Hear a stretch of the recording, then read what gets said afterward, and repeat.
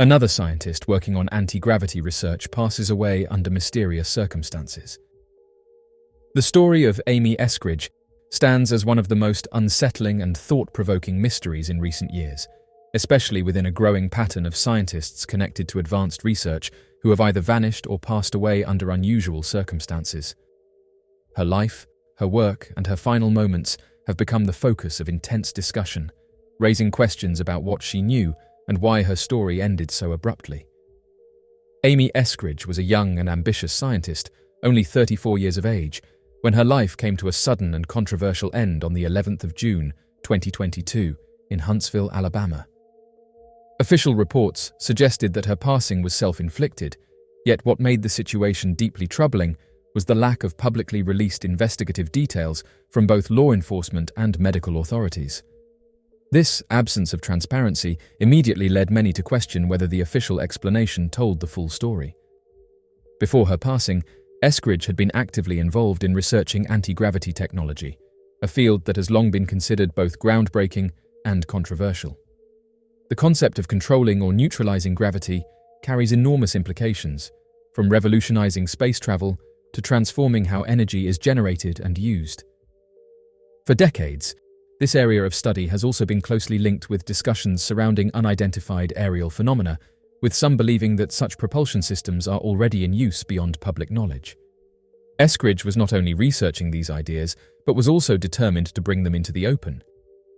In 2020, she revealed that she was preparing to present foundational work on anti-gravity, though she indicated that approval from major institutions such as NASA was required before doing so. Her ambition was not hidden. She co-founded the Institute for Exotic Science alongside her father, Richard Escridge, a former NASA engineer with a background in plasma physics and fusion technology. Together, they sought to create a platform that would allow advanced scientific concepts to be shared openly with the public. Her father's involvement added another layer of credibility and depth to her work. Their earlier presentations, including one delivered in 2018 through their company Holocron Engineering, explored both historical and modern experiments related to gravity manipulation. Among these discussions were references to alleged advanced aircraft concepts, including triangular designs often associated with experimental propulsion systems. These ideas, while controversial, placed Escridge at the center of a field that many believe is closely monitored and highly sensitive. In the years leading up to her passing, Escridge became increasingly vocal about concerns for her safety. She openly stated that remaining in the public eye was a form of protection, believing that visibility would ensure that anything happening to her would not go unnoticed.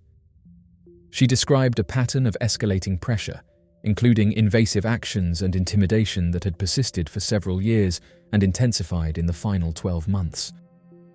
Her words painted a picture of someone who felt watched, pressured, and increasingly vulnerable. Seeking support, Escridge reached out to individuals with investigative and intelligence backgrounds, including retired British intelligence officer Frank Milburn. Together, they documented instances of harassment and unusual incidents that she believed were connected to her work.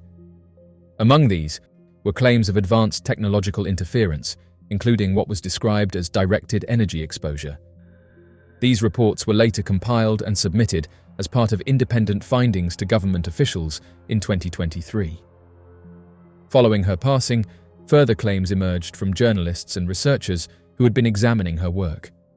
Testimonies suggested that her case might not align with the official narrative, and instead pointed toward a broader pattern involving individuals connected to sensitive scientific research. Her story became part of a larger conversation about whether certain discoveries are being closely guarded and whether those pursuing them face unseen risks.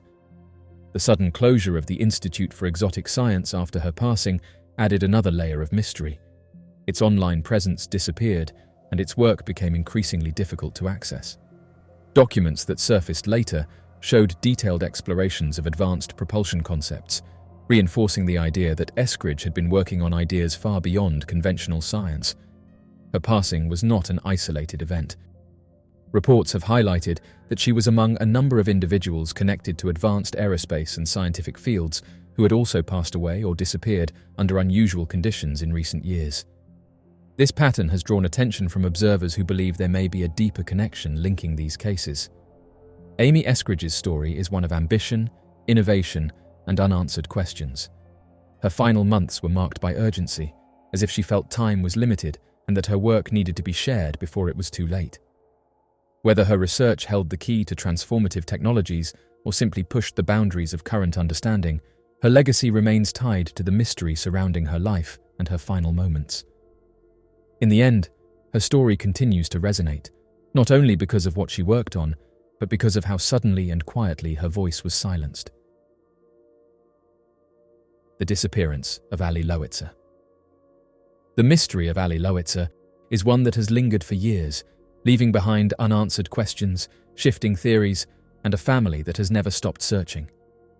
Her story begins like so many others, with an ordinary day that slowly transformed into something unexplainable, marking the beginning of a case that continues to puzzle those who have followed it.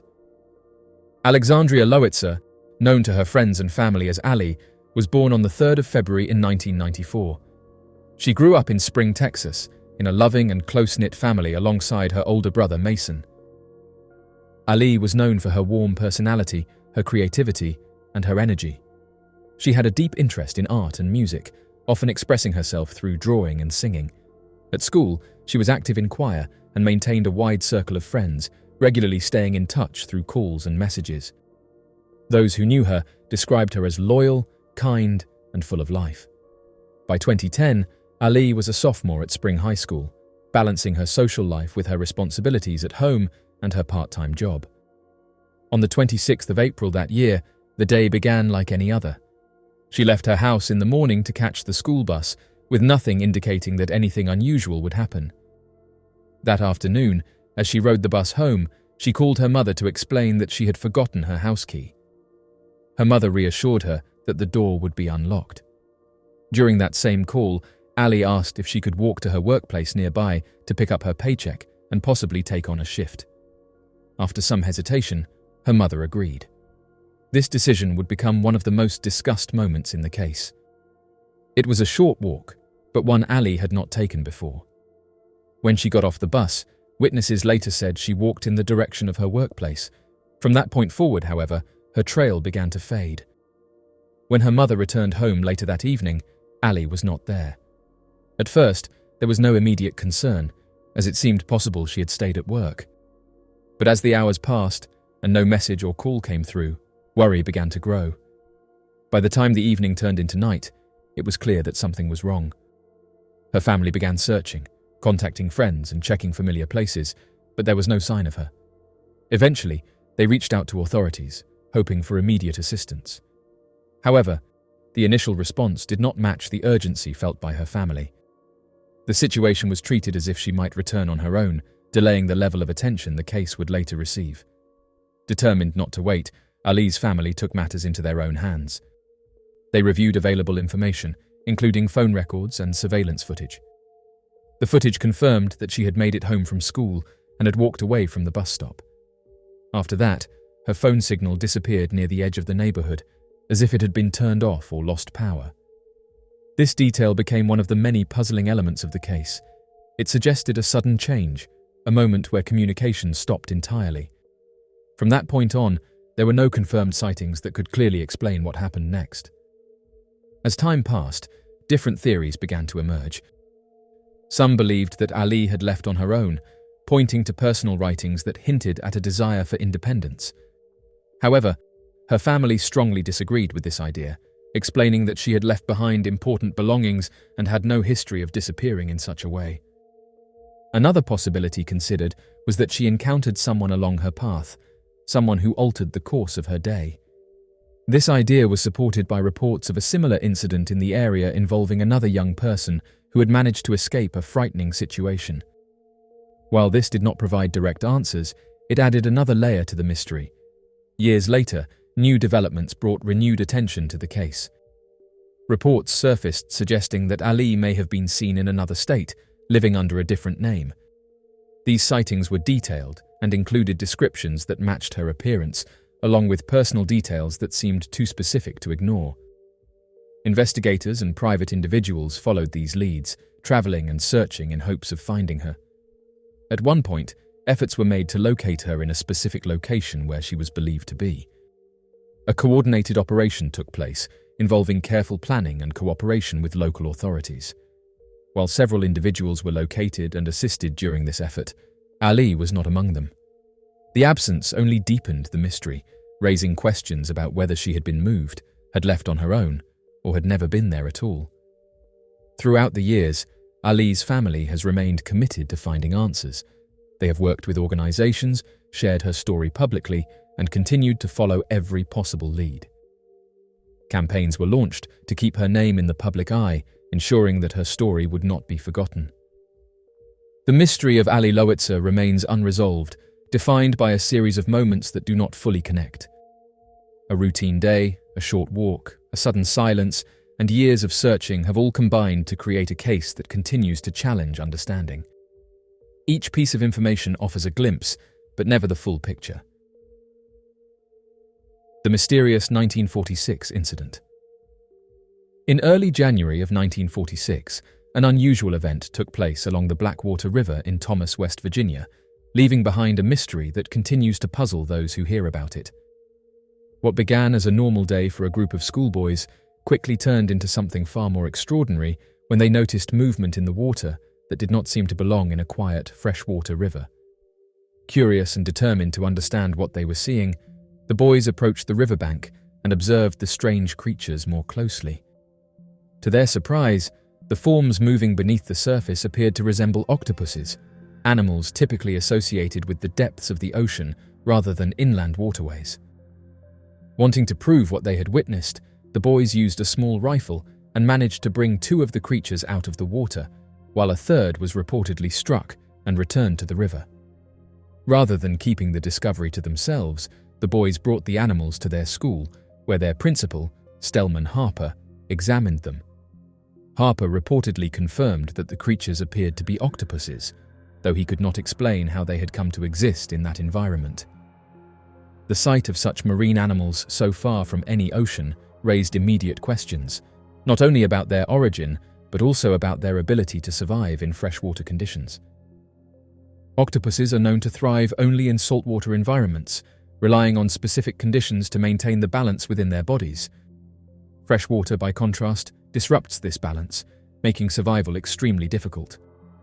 This scientific understanding only deepened the mystery, as it suggested that the presence of these creatures in the river should not have been possible. The incident quickly became a topic of curiosity within the local community, as people tried to make sense of what the boys and their principal had witnessed. Some speculated about unusual environmental factors, while others wondered if the creatures had somehow been transported from another location. Yet none of these ideas fully explained how they could have remained active in such an environment. Even decades later, the event remains an unexplained chapter in local history. The image of ocean-dwelling creatures appearing in a quiet river continues to challenge expectations, leaving behind a story that feels as mysterious today as it did on that winter day in 1946. The mystery surrounding Dr. Ning Lee's last moments. The story of Dr. Ning Lee remains one of the most intriguing and layered scientific mysteries of modern times, blending groundbreaking research, sudden silence, and unanswered questions that continue to spark curiosity years later. Her journey began with promise and innovation, yet over time it became surrounded by uncertainty, speculation, and a lingering sense that something important remains hidden. After relocating to the United States from China in the early 1980s, Dr. Lee established herself in Huntsville, Alabama, where she began working at the Center for Space Plasma and Aeronomic Research at the University of Alabama in Huntsville. Her move marked not only a change in location, but the beginning of a remarkable scientific career that would soon attract attention from both academic circles and beyond. Between the years 1991 and 1993, Dr. Lee gained widespread recognition for a series of research papers that explored the concept of anti-gravity. At the time, the idea of generating an anti-gravity field was widely considered impossible, contradicting long-standing scientific understanding. Despite this, Dr. Lee, alongside collaborator Douglas Torr, introduced a theory that proposed a practical method for creating such a field using high-temperature superconductors. Her concept involved amplifying the extremely small gravitational effects of atoms within a rotating superconducting disk. By aligning and enhancing these effects, She suggested it would be possible to create a localized field capable of counteracting gravity. According to her claims, a device using approximately 1 kilowatt of electrical power could produce a force field spanning a small circular area, effectively reducing or neutralizing gravitational influence within that space. To demonstrate the potential of this work, Dr. Lee and her team invited representatives from Popular Mechanics to observe their progress. They showcased a 12-inch disc, referred to as a high-tech stability disc, and explained that objects placed above it could remain suspended without movement.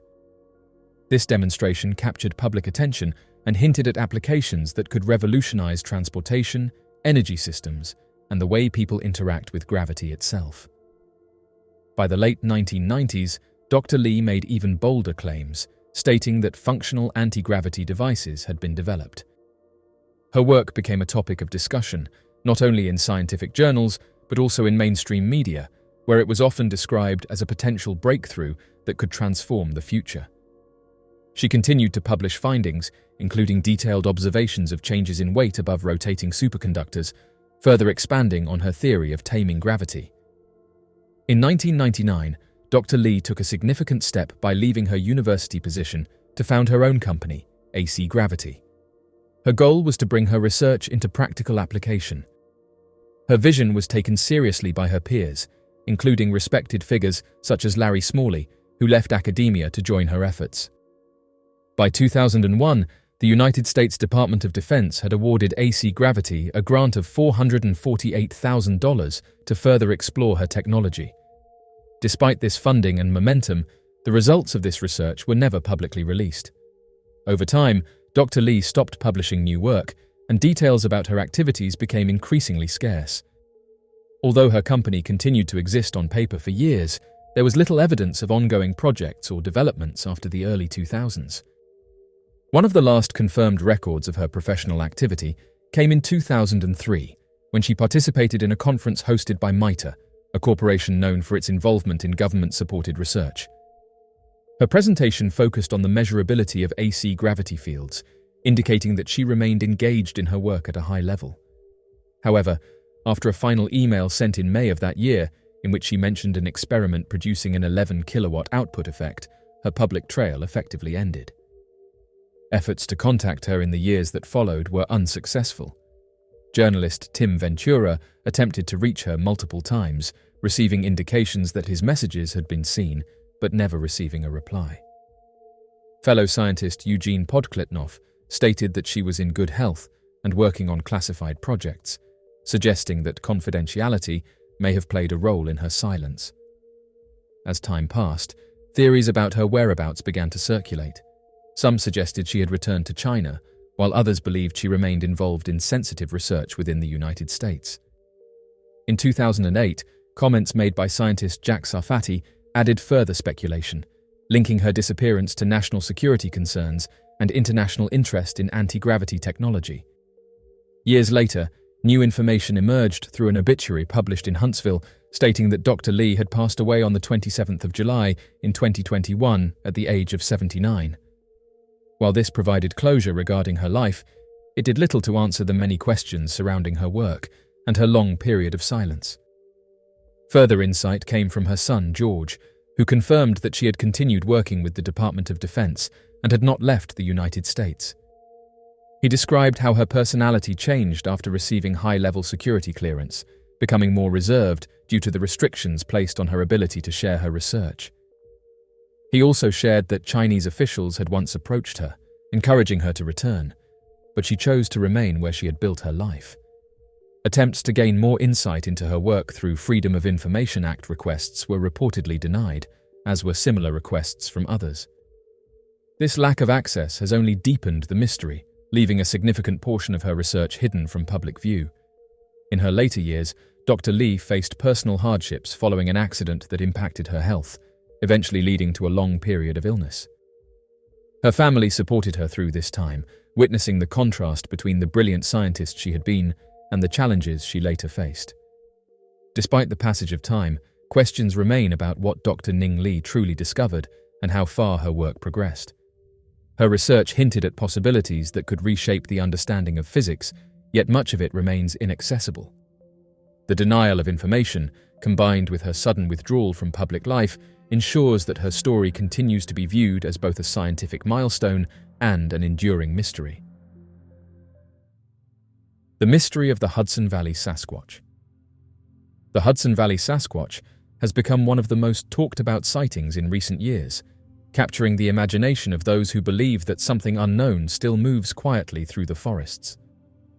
The image, which has resurfaced online multiple times over the past few years, is often described as one of the clearest pieces of visual evidence ever associated with Bigfoot. What makes it even more compelling is the detail it appears to reveal, suggesting not just a solitary creature, but a mother carrying her young.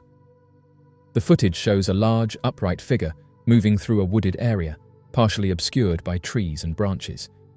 Its body is covered in thick, dark, reddish-brown hair, and its posture appears natural and balanced, as though it is fully adapted to walking on two legs. Unlike many previous sightings that are distant or blurred, this image offers a closer and more defined look at the figure's form. Observers have pointed out the proportions of the arms and torso, noting that they do not resemble those of any known animal native to the region. What has drawn the most attention, however, is the smaller shape attached to the creature's back. Many believe this is a young Sasquatch, clinging to its mother as she moves through the forest. The positioning of the smaller figure appears deliberate, suggesting a behavior similar to that seen in other intelligent species, where the young remain close for protection and guidance. This detail has led many to conclude that the figure captured is female, reinforcing the idea that these beings may live in family groups rather than in isolation. The concept of a female Bigfoot is not new. One of the most well-known figures in Bigfoot history, often referred to as Patty, has long been believed to be female based on its physical characteristics. The Hudson Valley image adds to this narrative, offering what many consider to be further visual confirmation that these creatures may have complex social structures. Despite the clarity of the image, very little information has been released about where or how it was captured. This lack of detail has only deepened the mystery, leaving room for speculation about how often such encounters occur without being reported. The Hudson Valley, known for its dense forests and quiet landscapes, provides an environment where something like this could remain hidden for long periods of time. The image continues to circulate, each time drawing renewed interest and discussion. The mystery of Eli Wood. The mystery of Eli Wood has become one of the most unsettling and emotional cases in recent years, leaving behind a trail of unanswered questions and a growing sense that something deeply unusual occurred. His story begins far from where it would ultimately take a troubling turn in the coastal communities of Nova Scotia, Canada, where he was known as a kind, intelligent, and determined young man with a bright future ahead of him. After completing his education at Yarmouth Consolidated Memorial High School, Eli set out to pursue higher learning at Mount Allison University in New Brunswick.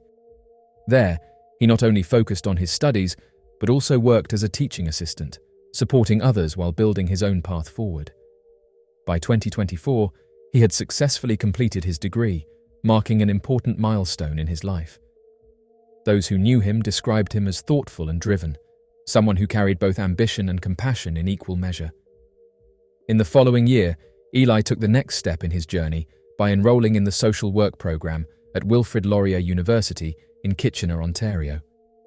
It was a fitting choice for someone who had always shown care for others. While attending the university, he lived in a modest studio apartment located at the rear of a residence on Major Street. With him was his service dog, a constant companion that provided both support and comfort in his daily life. On the evening of the 18th of October, 2025, Eli was in contact with several members of his family. The conversations appeared normal, with nothing indicating that anything was out of place. He was last accounted for in his apartment at approximately 11:30 that night. It was the final confirmed moment anyone could place him. In the early hours of the following morning, a sudden and intense fire broke out at his residence. Emergency crews were called to the scene around 6 o'clock, and firefighters worked quickly to contain and extinguish the flames. Once the fire was brought under control, a thorough search of the apartment was conducted. What they found only deepened the mystery. Eli was nowhere to be seen. Inside the damaged space, his service dog was discovered lifeless, and nearly all of his personal belongings had been destroyed by the fire. There was no sign of him leaving, no clear indication of where he might have gone, and no immediate explanation for his absence. The scene raised more questions than answers. Investigators from the Office of the Ontario Fire Marshal were brought in to examine the cause of the fire. Their findings added another layer of concern, as they determined the blaze to be suspicious and likely the result of deliberate ignition. Importantly, authorities stated that they did not believe Eli was responsible for starting the fire. This detail shifted the focus of the investigation, suggesting that another presence may have been involved. The case was soon taken over by the Major Crimes Unit of the Waterloo Regional Police Service. While officials have kept many details private due to the ongoing nature of the investigation, they have confirmed that the circumstances surrounding Eli's disappearance point toward the likelihood of outside involvement. Interviews were conducted with other residents of the property, as well as the owner, yet the outcomes of these discussions have not been shared publicly. As days turned into weeks, the silence surrounding the case became heavier. With few official updates, Eli's family and friends took it upon themselves to keep his story alive. In his hometown of Digby, Nova Scotia, a vigil was held about a month after he vanished, bringing together loved ones and community members in a shared moment of hope and remembrance. The gathering reflected not only their concern, but also their determination to find answers. Efforts to support the search extended beyond emotional gatherings. A fundraising campaign was organized by alumni from Mount Allison University, helping Eli's parents travel between Nova Scotia and Ontario as they continued their search. His mother, Cindy Wood Amero, has remained a constant voice, sharing messages and appeals in hopes that someone, somewhere, might come forward with information. Friends have also contributed, creating visual reminders such as bumper stickers bearing his image, ensuring that his face and story are not forgotten. Eli Wood, often affectionately called Geeky by those close to him, was a young man with distinctive features and a gentle presence. He stood at 4 feet 10 inches tall, with green eyes and brown hair streaked with white, a unique detail that made him easily recognizable. He also had identifiable tattoos, including a rainbow on his right arm and a flower with a seahorse on his left forearm. These details have been widely shared, forming part of the ongoing effort to locate him. Despite the passage of time, the mystery remains unresolved. The combination of a suspicious fire, the absence of any trace of Eli, and the lack of public clarity has left many with the sense that crucial pieces of the story are still missing. His disappearance continues to weigh heavily on those who knew him, as well as on those who have come to learn about his case. The vanishing of Anastasia Ferreira. The mystery of Anastasia Ferreira is one that continues to weigh heavily on those who knew her, as well as those who have followed her story from afar. Her life, filled with personality, energy, and complexity, took an uncertain turn that has yet to be explained, leaving behind a trail of unanswered questions and a family still searching for clarity. Born on the 9th of December, 2003, Anastasia Ferreira was the only child of Natalia Padilla and Anthony Ferreira. From a young age, she stood out for her bold and expressive nature. She loved animals, found joy in drawing, and carried a fearless attitude that often led her to push boundaries. Those close to her described her as someone who spoke her mind without hesitation, someone who lived fully and openly. She was also known by the nicknames Karma and Stasia, names that reflected her vibrant and unforgettable presence. Beneath her lively personality, however, Anastasia faced challenges that shaped her path. Her early years included moments of instability, and as she grew older, she became connected with influences that led her into difficult situations. She began struggling with substance use and encountered issues with the law, including charges related to a stolen vehicle and evading law enforcement.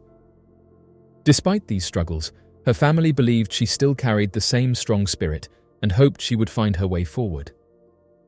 On the evening of the 15th of March, 2023, Anastasia was last seen at a house party in Albuquerque, New Mexico, on the 300 block of Charleston Southeast. At some point during the night, an argument took place, and she was asked to leave the gathering. Witnesses reported that she left the location and later reached out through a message to an unidentified man, arranging to meet him. This moment would become one of the final known steps in her timeline. Her phone activity provided the next clue. On the 16th of March, her device registered its last known location at a place called God's Warehouse, a community outreach center located on Central Avenue Northeast. The center is known for offering support to those in need, including food and resources. Although signs indicated the presence of surveillance cameras, it was later discovered that the cameras were not functioning that night. This detail removed what could have been a critical piece of evidence. Authorities began searching the area soon after her disappearance was reported. The outreach center was visited multiple times, and search efforts included the use of trained canines. Investigators also spoke with individuals Anastasia had communicated with through social media, but these conversations did not provide clear answers.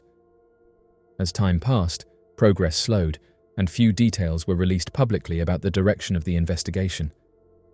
Anastasia's family, determined not to let her story fade, took action into their own hands.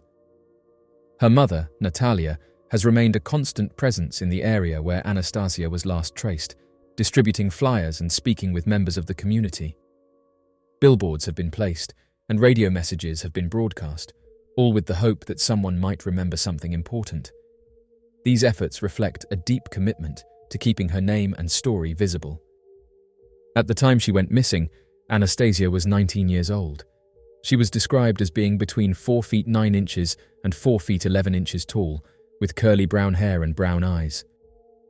She had a noticeable beauty mark beneath her lip and several tattoos, including the number 505 on her forearm, her last name written in script, and other small markings that made her uniquely identifiable. She was last known to be wearing a hoodie, along with either jeans or shorts. Years have passed, yet no confirmed trace of Anastasia has been found. None of her belongings have been recovered, and no clear explanation has emerged to account for what happened after that final phone signal. The absence of answers has left a lingering sense of mystery, one that continues to affect her family and community. Mysterious CCTV image. This image captures a moment that has left many unsettled, a single frame that appears to reveal something that should not have been there. According to the owner, the photograph was taken on the very night a new CCTV camera was brought into the home. It had been placed beside the bed to charge before they left for an evening out, with no expectation that anything unusual would occur. The house was empty, quiet, and undisturbed. Hours later, everything changed when a motion alert appeared on the owner's phone.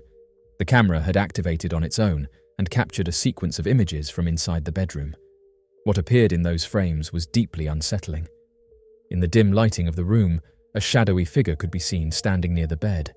Though the image was grainy, its outline was unmistakable. It resembled a human form, tall and thin, with long, dark hair falling around its face. When the owner returned home, a sense of unease followed them through the door. The room appeared exactly as it had been left, yet the images told a different story. Determined to understand what had been captured, the photographs were brightened and examined more closely. As the details became clearer, the figure seemed even more disturbing. Its face appeared gaunt, with hollow features and faint stubble along its jaw. Its limbs were unnaturally thin, giving the impression of something weakened, yet still present. What made the image even more chilling was the stillness of the figure. It did not appear to be moving or reacting. Instead, it stood as though it had been watching, quietly occupying the space while no one else was there. This sense of awareness, of something lingering rather than passing through, left a lasting impression on those who viewed the photograph. Some have suggested that the explanation may lie beneath the house itself. In parts of Britain, it is believed that older homes were built over ancient tunnels, once used during times of conflict by those seeking refuge. If such passageways exist beneath this property, it raises the possibility that something long hidden may have found its way into the living space above. The mystery of Wanita Migwans.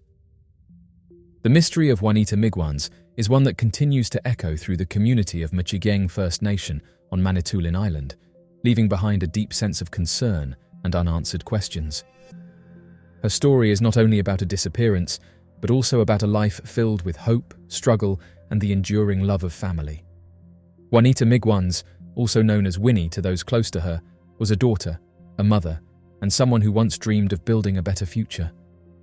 Born to Maurice Ashcroft and Carmelita Migwans, she shared a strong bond with her family, and often spent time at her mother's home.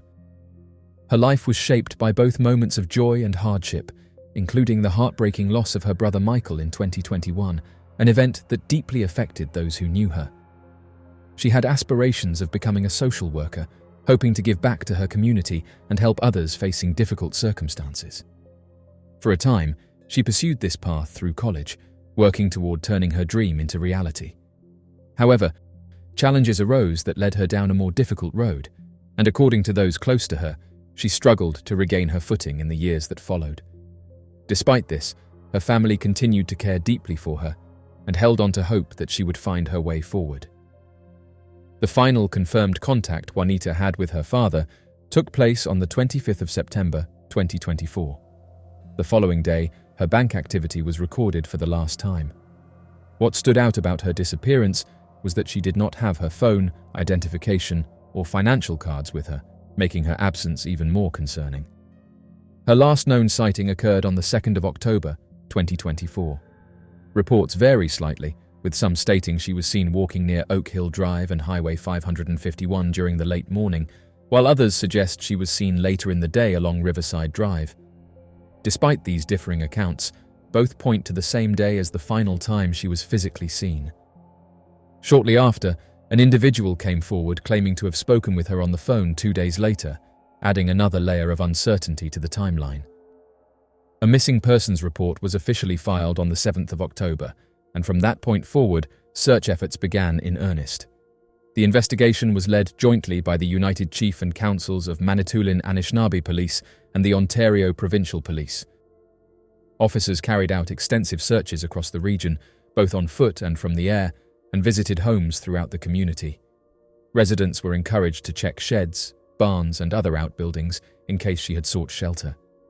As time passed without answers, Wanita's family and community gathered to show their support and determination.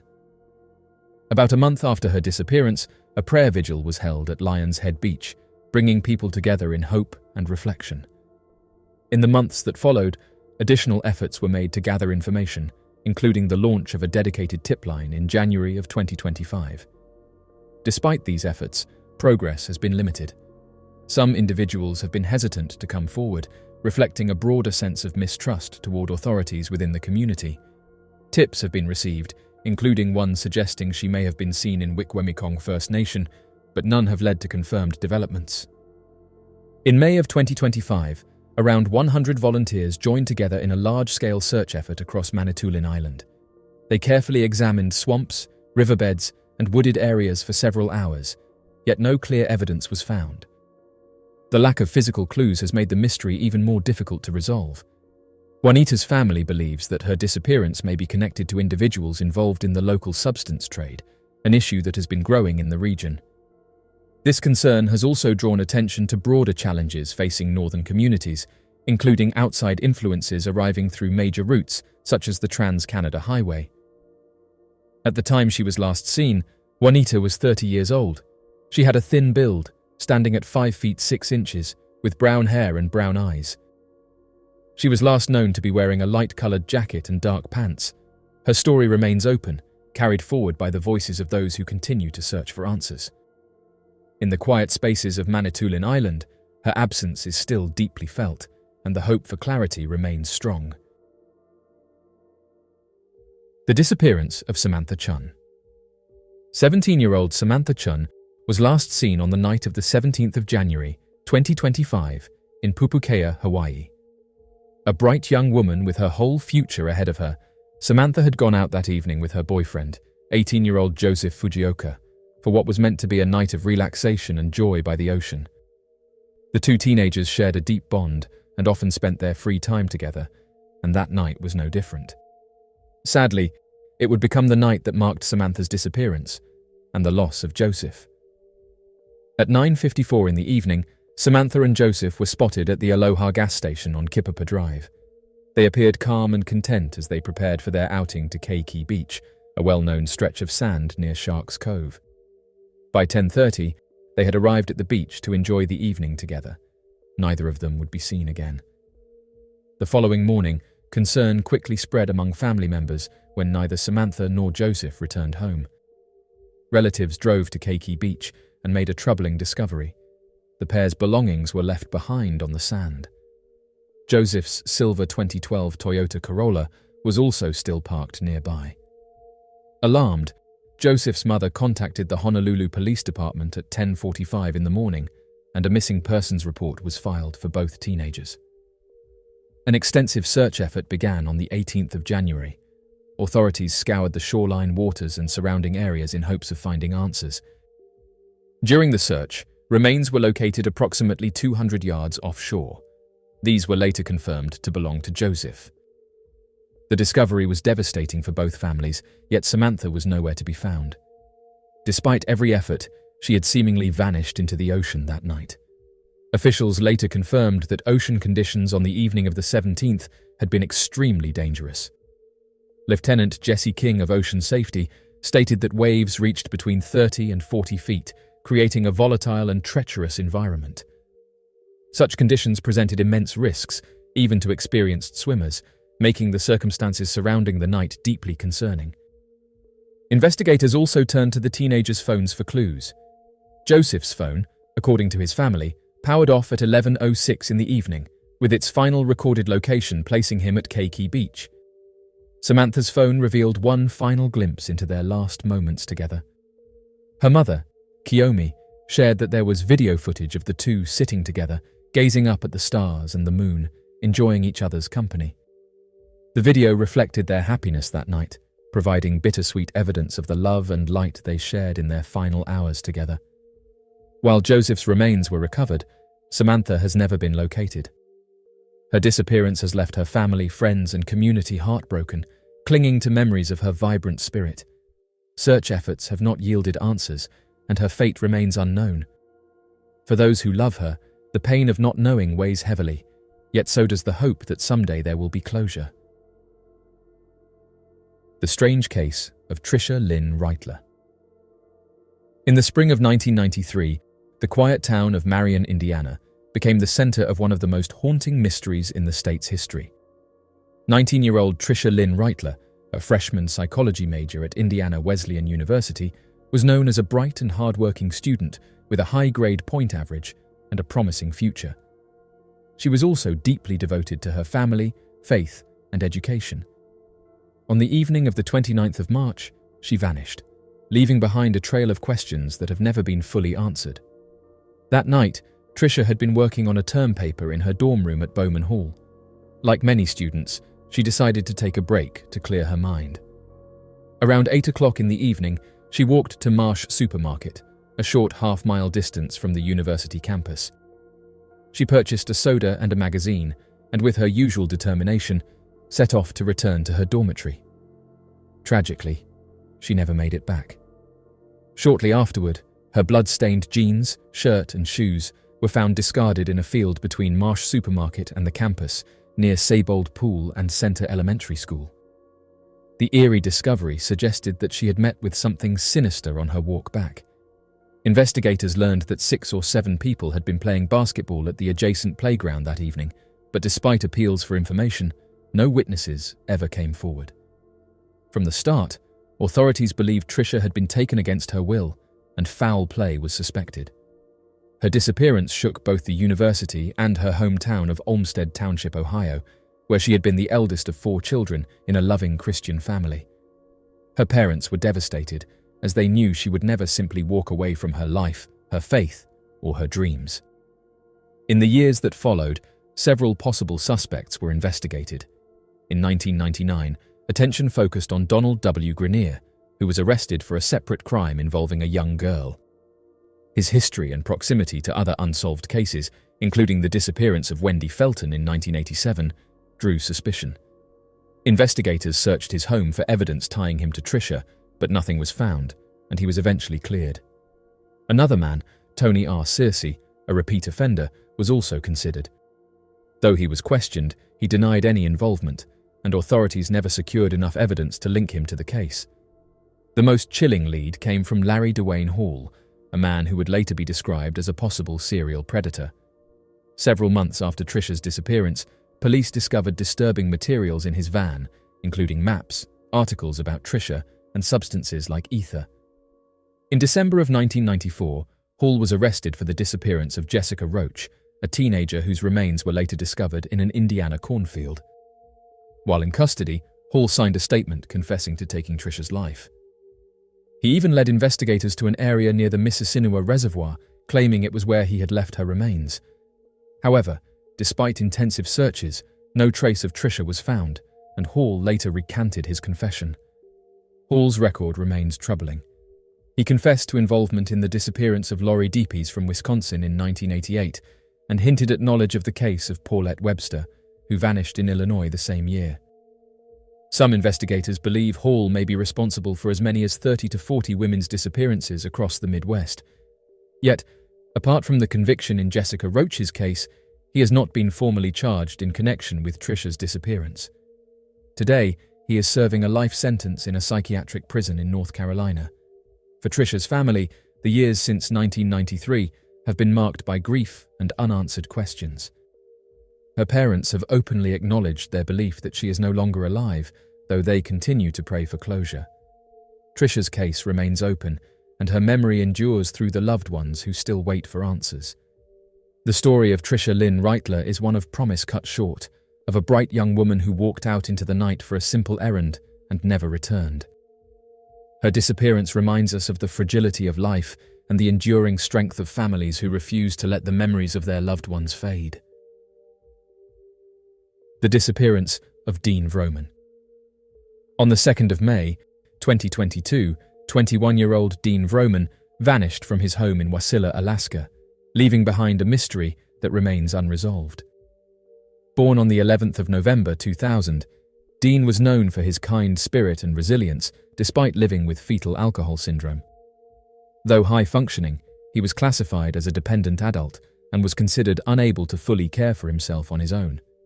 For his family, his disappearance has been a source of ongoing heartbreak and unanswered questions.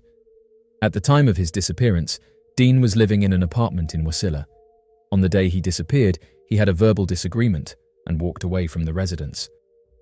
What might have seemed like a temporary absence turned into something far more troubling when he failed to return. Days passed without word from him, and on the 15th of May, his family officially reported him missing to the Alaska State Troopers. Investigators soon began piecing together the last known movements of Dean. The final confirmed sighting came on the 15th of May, when he was seen at Wonderland Park in Wasilla, accompanied by several juvenile companions. This sighting offered some hope, yet no clear answers. Later in the year, on the 19th of September, there was another possible sighting of him near Horizon Drive and Knit Goose Bay Road, though this could not be definitively confirmed. Dean's case has been classified as endangered missing, with authorities believing he remains somewhere in the Palmer or Wasilla area. Despite ongoing searches and appeals for information, no conclusive trace of him has been located. For his loved ones, each day brings renewed hope mixed with sorrow, as they continue to wait for news that might lead them closer to bringing him home. At the time he disappeared, Dean was described as a white male with brown hair and grey eyes. He stood 5 feet 8 inches tall and weighed approximately 179 pounds. He was last seen wearing a dirty white sweatshirt, blue jeans, tan leather work boots, and a blue beanie. These details remain crucial for anyone who may encounter him, as they provide the clearest picture of how he looked on the day he went missing. The disappearance of Dean Vroman stands as a painful reminder of how quickly a life can shift into uncertainty. For his family, the loss of his presence is especially heavy, knowing his vulnerability and the challenges he faced daily. Their love and devotion continue to drive the search, as they believe he may still be out there, somewhere close to home. Though time has passed since the 2nd of May, 2022, the search for Dean has not faded.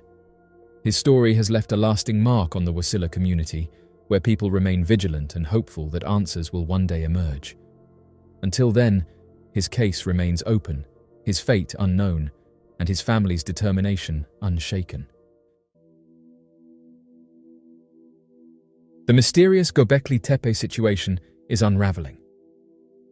Gobekli Tepe, an archaeological site in southeastern Turkey, has been at the center of historical interest and mystery since its discovery. Dating back over 11,000 years, it is believed to be one of the oldest known temples or ceremonial structures ever built by humanity, predating Stonehenge by several millennia. However, In recent weeks, rumors and theories have emerged, claiming that excavation work at Gobeclete has mysteriously slowed down or stopped altogether. Even more intriguing, some assert that trees have been deliberately planted across the site to halt future archaeological efforts and prevent historians from uncovering more of our ancient past. Since 2016, all excavation activities at Gobekli Tepe, a site of utmost historical importance, have ceased. Instead, a roof has been erected above the site, and portions requiring excavation have been concealed by arboreal cover. Furthermore, the use of heavy machinery to build roadways over the excavation site aroused worry comparable to how filling the interior of Hagia Sophia with drywall or replacing the seating stones of an antique theatre with new marble. Their roots will penetrate stones that are a minimum of 11,000 years old, rendering future excavations nearly unfeasible. Covering an archaeological site with concrete has no validity if not explained to the residents of that country. The interesting element is that the Turkish population remains mainly oblivious. Eventually, the archaeological community and the residents who are aware of the matter are curious as to how such folly can be explained by executives of Dogus Group, leaving this issue unanswered. Klaus Schmidt's widow, who is also an archaeologist, makes annual journeys to Gobekli Tepe. Shocked by the alterations, she has called the situation as ludicrous and has uploaded unseen photographs of the roadwork on Instagram, generating more conflict within the archaeological community. In light of these developments, the site's formal opening date for tourists has been declared. This revelation indicates how the government's purpose with Gobekli Tepe is purely economic, meaning no archaeological development is anticipated for any time soon, generating concerns in the archaeology world. These recent announcements taps into a broader narrative about hidden knowledge and the suppression of historical truths. The idea that forces, whether governmental, academic, or even something more nefarious, are working to obscure our understanding of human history. Twitter users have asserted that a haunting voicemail they received might be connected to various phenomena, such as the disappearance of a passenger aeroplane, extraterrestrial existence, or an approaching doomsday. In this voicemail, a voice delivers a pre-recorded message using the phonetic alphabet. Some individuals have suggested that the numerical values represent a series of coordinates.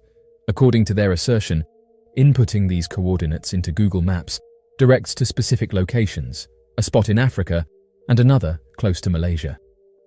Upon examination by numerous users, it was observed that the location mentioned in the voicemail was remarkably proximate to the spot where a famous airline's flight disappeared from radar surveillance. This close proximity led to theories suggesting that the voicemail might actually be a recording capturing the ill-fated aircraft's potential interaction with an advanced spacecraft. The initial social media post seems to have kicked off with Ty, a regular Twitter individual, without any obvious pre-existing fascination with mysteries. On the 13th of March, Ty shared a recorded voicemail that was left on his phone and requested assistance in deciphering its contents. The voicemail reads, "Danger. SOS. It is dire for you to evacuate. Be cautious. They are not human." This act sparked curiosity and collaboration among his audience to decode the message accurately. In a widely shared post that has now been deleted, many raised questions and expressed their disbelief. Oddly enough, shortly after this, it was revealed that Ty vanished, and since this announcement, he hasn't made a post on social media and his account has since been hacked. On top of this, when you put the coordinates into Google, a mysterious website shows up. In the middle of the screen is the phonetic alphabet that reads, "You have now been added." Upon Ty sharing the content of the voicemail he had received, he then received a text message from a mysterious individual based in Indonesia. Oddly enough, upon translating the contents of the message, it revealed the following: "End the post you just shared about the recording on your phone." Ty proceeded to elaborate on his astonishment, expressing his complete perplexity regarding how this particular phone number had obtained his contact details. Furthermore, he was equally baffled by the fact that they seemed to possess information about his Twitter account. He revealed that he received this mysterious text message just moments after tweeting about the strange voicemail. Yeah, Delta, Alpha, November, Golf, Echo, Romeo, Sierra, Oscar, Sierra. India, Tango, India, Sierra, Delta, India, Romeo, Echo, Foxtrot, Oscar, Romeo, Yankee, Oscar, Uniform, Tango, Oscar, Echo, Victor, Alpha, Charlie, Uniform, Alpha, Tango, Echo, Bravo, Echo, Charlie, Alpha, Uniform, Tango, India, Oscar, Uniform, Sierra, Tango, Hotel, Echo, Yankee, Alpha, Romeo, Echo, November, Oscar, Tango, Hotel, Uniform, Mike, Alpha, November, 042933964230, Sierra, Oscar, Sierra, Delta, Alpha, November, Golf, Echo, Romeo, Sierra, Oscar, Sierra. Several nights prior to the commencement of the messages, Ty shared an unsettling incident on social media. He recounted an unusual occurrence where an unfamiliar individual drove past his residence late at night, specifically at 3 a.m, and proceeded to capture photographs using a flash. This eerie event raised concerns and garnered attention from his followers and friends. In his current understanding, he holds the belief that there is a connection between the individual carrying the camera and both the voicemail and direct messages that he has recently received. Ever since his social media post gained immense popularity, causing a surge of supernatural discussions and investigations on Twitter, numerous equally disturbed users have stepped up to share that they too have encountered the mysterious message. This widespread phenomenon has triggered a profound exploration into the realm of unexplained occurrences, prompting a deep dive into the nature of these eerie communications and their implications. Another user received the same automated voicemail as Ty. This man said that this encounter with an automated voicemail really affected him. The cryptic message, laden with urgency and foreboding, spoke of danger. The message was an SOS signal and a chilling warning which revealed that they are not human. It was an ordinary day like any other, when the man checked his voicemail and stumbled upon a message that would forever alter the course of his life. The voice, cold and mechanical, spoke with an urgency that sent shivers down his spine. Danger. SOS. It is dire for you to evacuate. Be cautious. They are not human. Bewildered and unnerved by the cryptic warning, the man's mind raced with questions. He quickly shared the message to social media, where people couldn't explain what was happening. Haunted by the ominous voicemail, he said that he wanted to get to the bottom of what it meant, saying that he was determined to unravel the mystery that had gripped his imagination. He scoured the internet for clues, delving into theories and urban legends in search of any semblance of truth. Yet, amidst the sea of speculation and conjecture, he found no concrete answers, only more questions and uncertainty.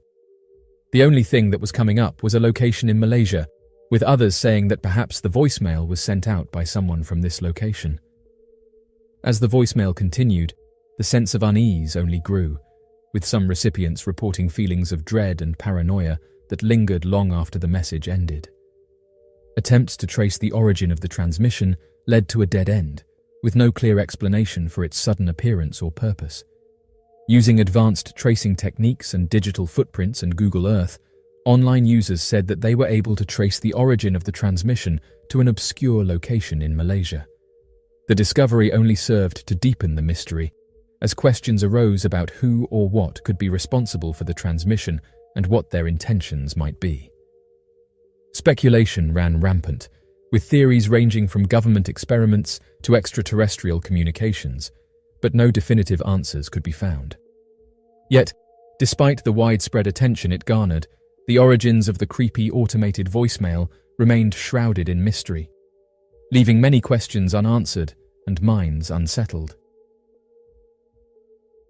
The story of the NBA player who disappeared.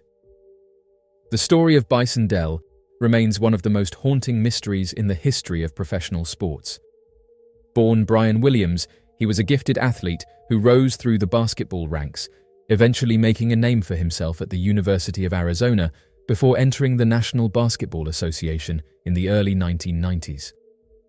Drafted in the first round of the 1991 NBA draft by the Orlando Magic, Williams had a solid if somewhat nomadic career, moving between several teams. His most notable moment came during the 1996 to 1997 season when he was signed by the Chicago Bulls for the last 9 games.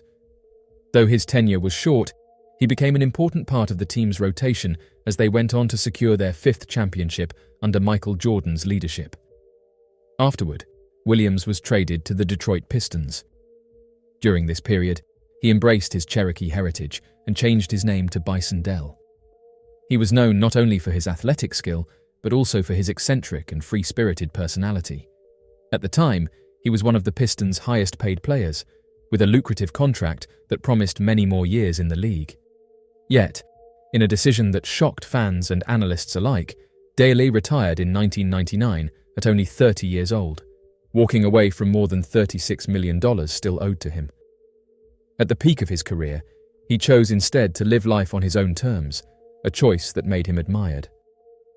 Following his retirement, Dele pursued a life of adventure.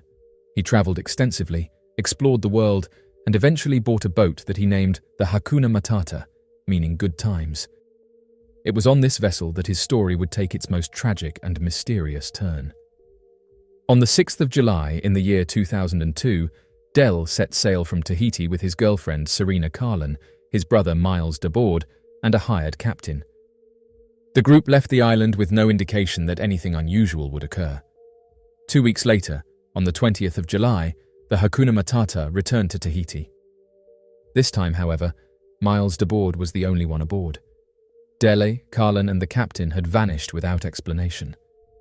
Alarm bells rang soon after when DeBoard began making suspicious financial transactions using his brother's identity.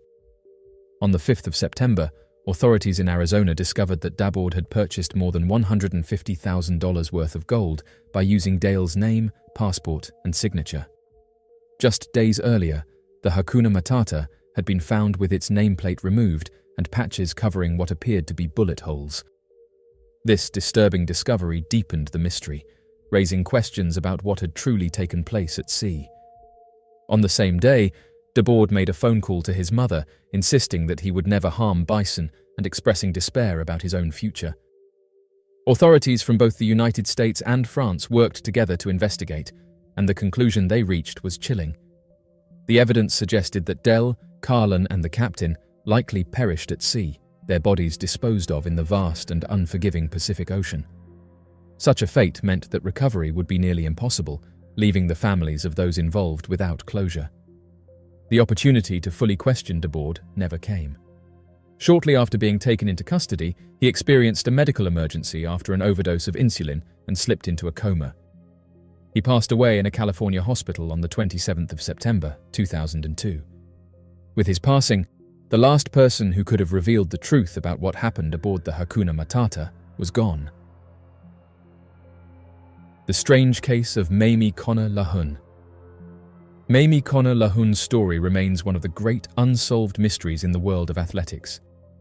In 2014, at just 24 years of age, she had risen to become Sierra Leone's brightest long-distance running star. Her determination and raw talent carried her to the London Marathon, where she stunned the sporting community by finishing in 20th place. It was a remarkable achievement for an athlete so young and from a country with limited resources for training and international competition. Many believed that this performance would be the beginning of a long and celebrated career on the world stage.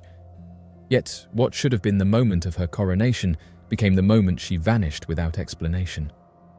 After crossing the finish line in London, Mamie was expected to reunite with her team and prepare for the celebrations that often follow such an accomplishment. Instead, she disappeared into the city with no money, no passport, and no belongings other than the running gear she wore. Officials were baffled. A marathon finish of that quality usually secures sponsorships, invitations, and international recognition. But instead of building on her newfound success, she slipped away, leaving a cloud of questions in her wake. At first, the fear was that something terrible had happened. London police launched an investigation, combing through possible sightings and speaking with event officials, but no trace of her surfaced. There was no indication of foul play, no clues left behind, and no immediate explanation for why she would walk away from the life she had worked so hard to build. Speculation soon shifted toward the possibility that Mamie had intentionally left the event to seek asylum.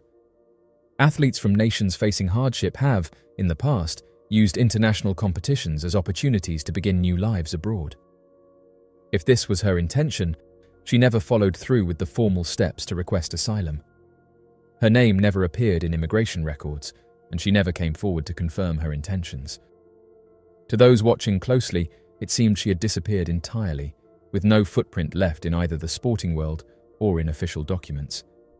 For her family and friends in Sierra Leone, the mystery was heartbreaking. Her manager expressed deep sadness, emphasizing that Mamie had not even realized how talented she truly was. The London performance was a glimpse into a future filled with promise, yet that promise was cut short before it could bloom. Fellow Sierra Leonean runners lamented her absence, noting that her return would have secured her career and given her opportunities she could never have imagined at home. Without her presence, the dream of continuing as a professional runner was over. There was a brief flicker of hope when a report suggested that Mamie had been located safe and well. However, that news was quickly retracted, leaving those who loved her back at the starting point, filled with uncertainty and grief. In Sierra Leone, her disappearance cast a shadow over the running community. It was not simply the loss of an athlete, but the loss of a symbol of potential. She represented the possibility that, even from a small nation with limited infrastructure, a young woman could compete with the best in the world. To this day, Mamie Kona Lahun has never been found. Her disappearance remains a haunting reminder of how fleeting moments of triumph can be. The mysterious intruder. In March 2025, Natalia Komenko, a traveler from abroad exploring Japan on her own, found herself in a situation that was as chilling as it was surreal. While staying at a hotel in Tokyo, she returned to her room expecting a quiet night of rest. Yet, moments after lying down, she felt an overwhelming sense of unease. The air carried a strange scent, which she later described as resembling that of a decayed animal, oddly mixed with something sweet. At first, Natalia brushed off her discomfort, even joking to herself about the absurd idea of someone hiding under the bed. Still, curiosity got the better of her. Leaning over the mattress to take a look, she was met with a pair of wide, blinking eyes staring back at her from the darkness. To her horror, a man emerged from under the bed. The intruder positioned himself between Natalia and the door, leaving her trapped. His body glistened with sweat, which explained the strange odor.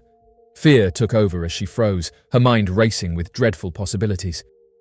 Her voice cracked as she screamed, shouting desperately for help. For a moment, both of them seemed caught in a shared frenzy. The man, too, began shouting as he locked eyes with her. The terrifying standoff ended abruptly when the intruder fled, bolting from the room as other guests rushed to investigate the commotion. Though shaken, Natalia was physically unharmed. The unsettling encounter remains a frightening reminder of how vulnerable travelers can be, even in seemingly safe environments. Her story spread widely, not only for its bizarre nature, but also for the eerie details that made it feel like something out of a nightmare. The vanishing of Juan Pedro Martinez.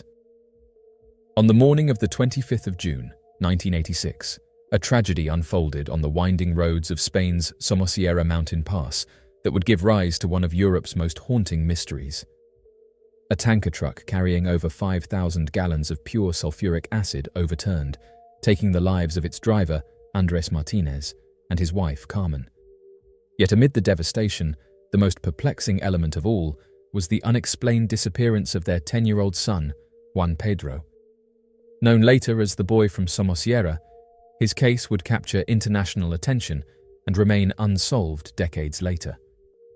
Juan Pedro was born on the 1st of January, 1976, the only child of Andres and Carmen. Growing up in Murcia, in southeastern Spain, he was remembered as a bright boy who loved reading and displayed a natural curiosity about the world. When he completed his school year with excellent grades, his father rewarded him with the chance to join a long-haul journey north. For Juan Pedro, The trip represented an adventure. He told family he was eager to see the green pastures and the cows that make milk. Carmen accompanied them both to help keep an eye on her son during the long drive. Andres was tasked with transporting a tanker filled with sulfuric acid to the city of Bilbao, a trip requiring careful navigation of treacherous mountain roads. Early on the morning of the 25th of June, the family stopped at a roadside restaurant for breakfast. Witnesses there remembered them clearly, especially Juan Pedro, who was dressed entirely in red. Nothing seemed unusual, and the family continued their journey an hour later. At approximately 6:30 in the morning, the tanker overturned in the Somosierra Pass. Emergency personnel arrived to find Andres and Carmen inside the cab, their bodies already damaged further by the spilled acid. The wreckage revealed scattered belongings, cassette tapes, clothing, and fragments of the journey. What rescuers did not initially realize was that a child had been traveling with them. When family members were later contacted with the devastating news, they immediately asked about Juan Pedro. Only then did authorities become aware that he was missing. A large-scale search began. Horses, dogs, motorbikes, and helicopters combed the area surrounding the crash site, yet no trace of Juan Pedro was found. The theory that his small body may have been dissolved by the acid was raised, but experts quickly dismissed it. Complete dissolution would have required total submersion for a prolonged period, conditions that were not present, especially as emergency services arrived so quickly. This left the mystery intact. How could a child vanish so completely? Soon, disturbing details emerged. Eyewitnesses claimed that shortly after the crash, a white Nissan Vanette stopped at the scene. Inside were an older woman who identified herself as a nurse and a male companion. According to reports, the pair sifted through the wreckage and emerged with a bundle they placed inside their van before driving away. Despite efforts to track down the vehicle, police found nothing, even after investigating more than 3,000 similar vans. As investigators pressed further, another layer of strangeness came to light. Traces of illicit substances were discovered hidden in the tanker.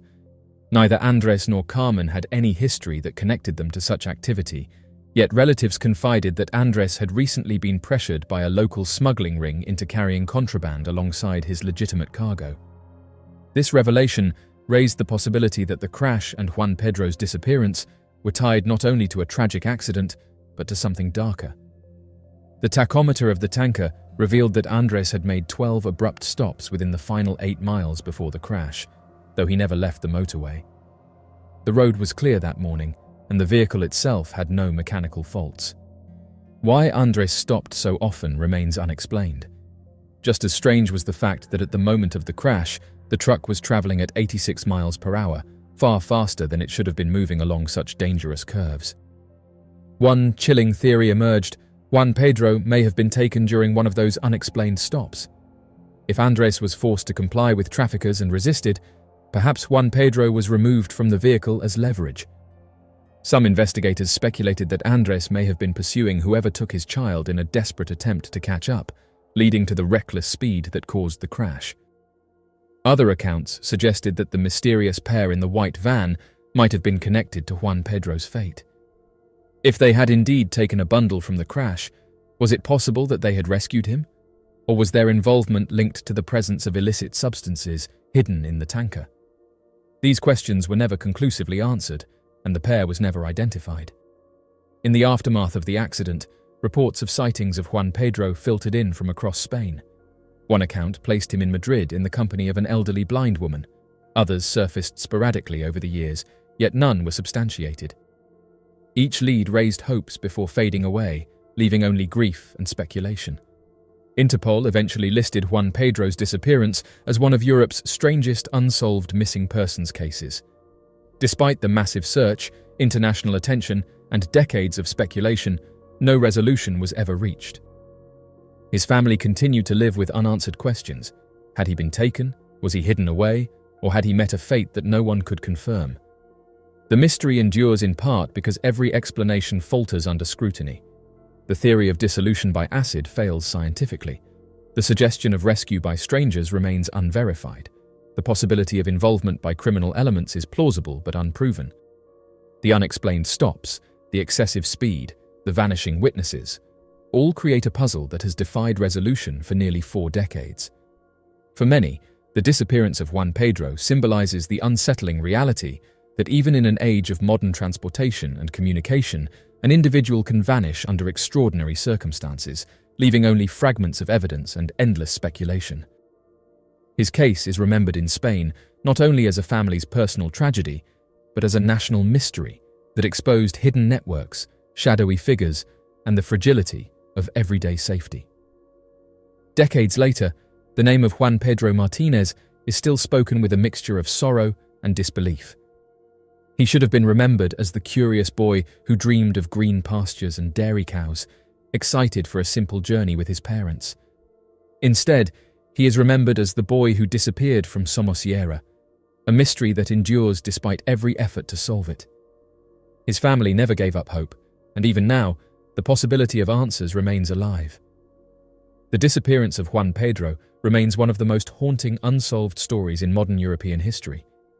It is not just a tale of an accident, but of something far stranger. A boy who vanished in plain sight, leaving behind a legacy of unanswered questions that continue to echo through time. Police encounter the Enfield Poltergeist.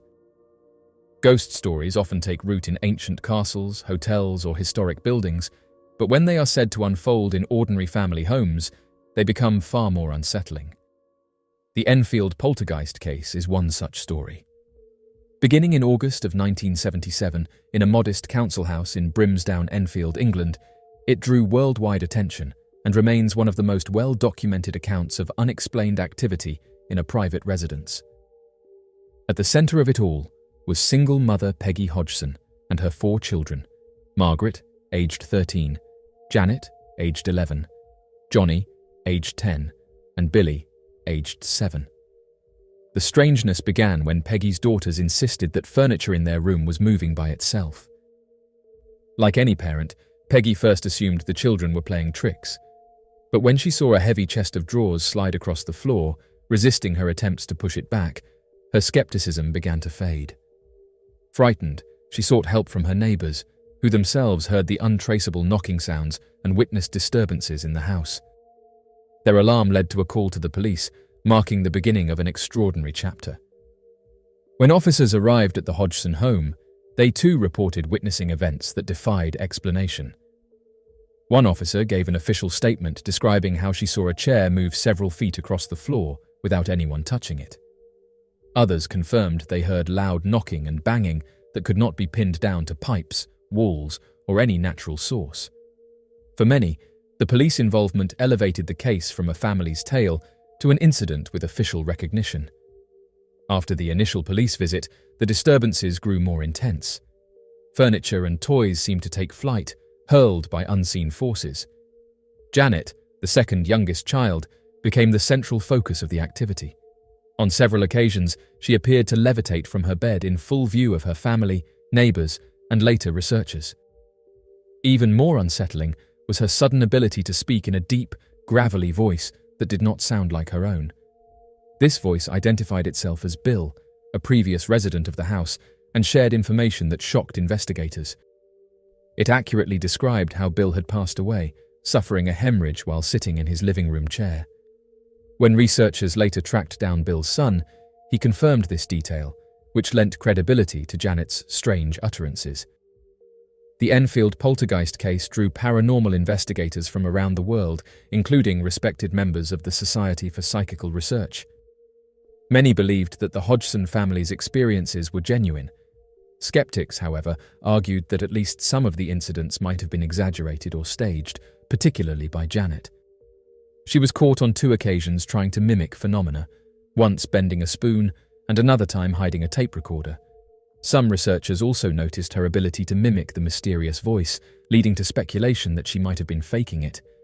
Yet, these moments of trickery did not explain the full range of activity witnessed by multiple independent observers, including law enforcement, journalists, and neighbours.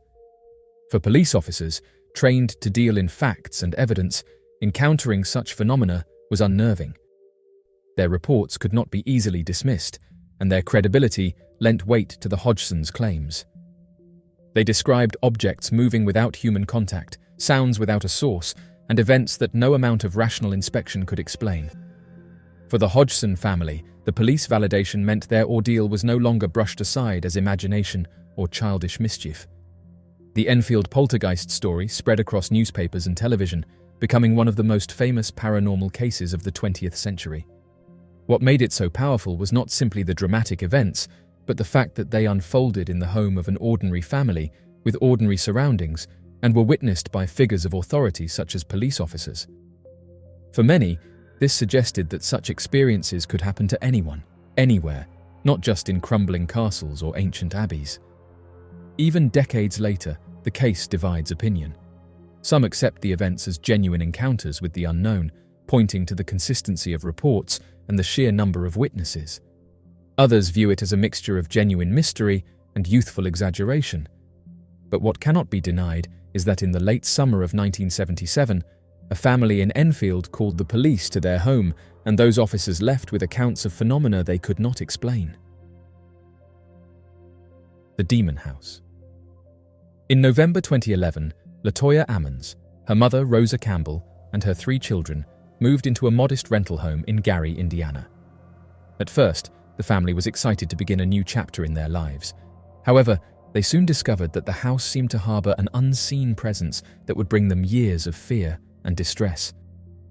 What began with small oddities quickly escalated into one of the most widely discussed cases of paranormal activity in modern times, later becoming known as the Indiana Demon House or the Ammons haunting case.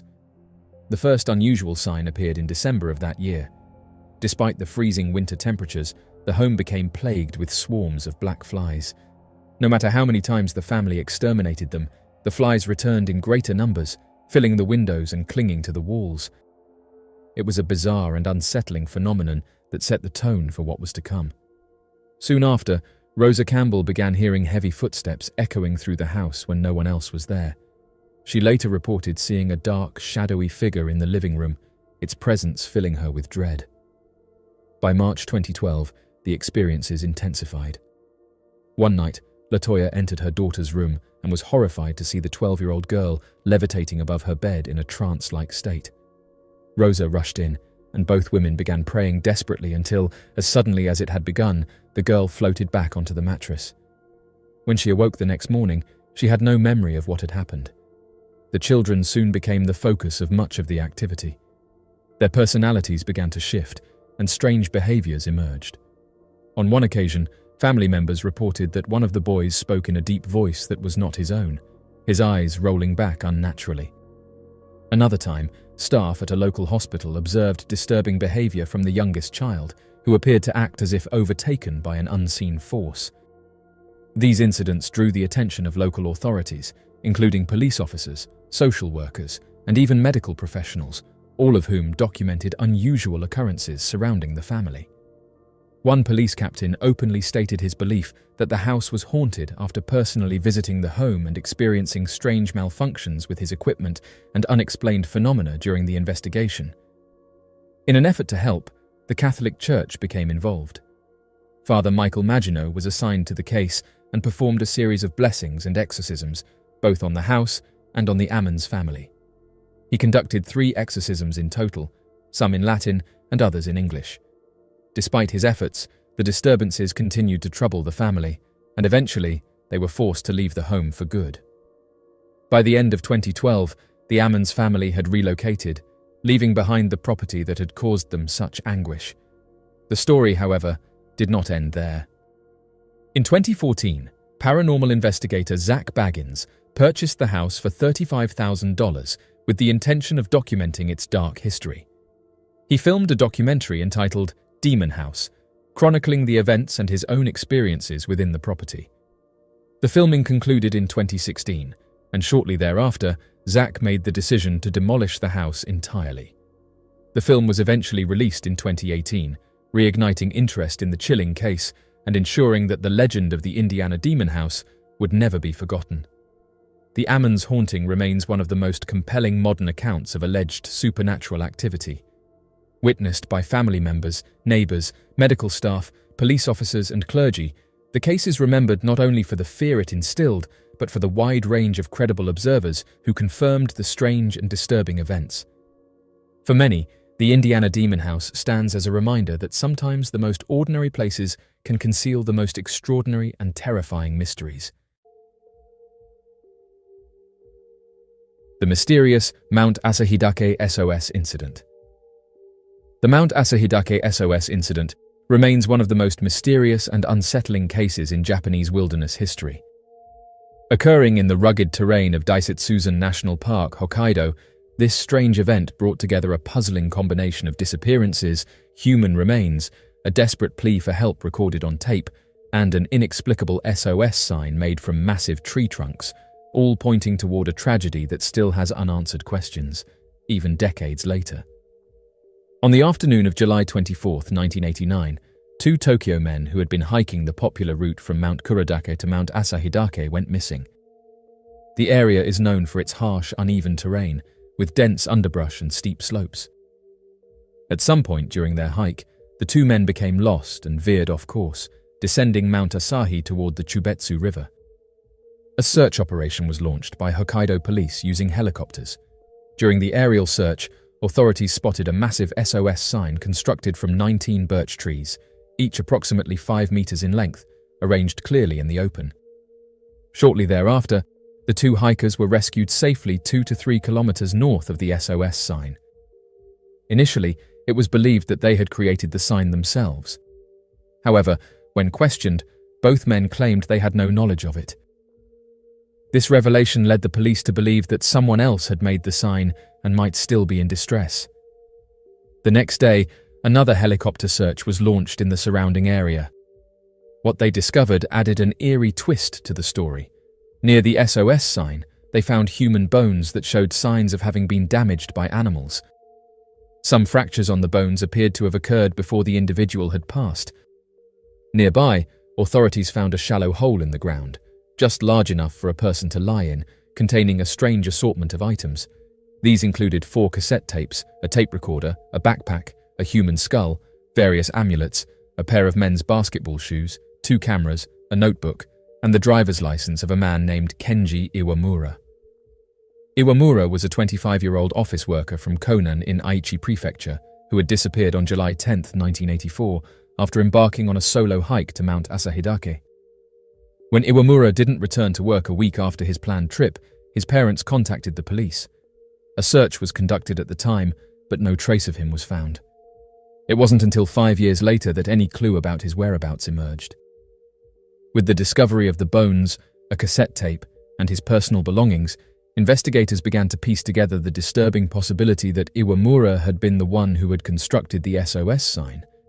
However, this led to further confusion. An initial analysis of the bones suggested they belonged to a woman between the ages of 20 and 40. This finding introduced the possibility that a third person had been in the area, despite there being no records of a missing woman in Asahidake around that time. Investigators were forced to consider the theory that Iwamura may not have been alone. Further complicating the matter, one of the cassette tapes contained a recording of a man desperately calling for help. In the tape, a young man's voice could be heard yelling for 2 minutes, crying out for rescue from a cliff where he had become stuck. He referenced the place where he had previously seen a helicopter and shouted that he could not move due to deep underbrush. The rest of the tapes featured theme songs from anime series like Macross and Magical Princess Minky Momo. Interestingly, one of the cassette cases had been made from a cut-out image of Magical Princess Minky Momo, further suggesting a youthful, creative presence in the wilderness. The tape raised even more questions.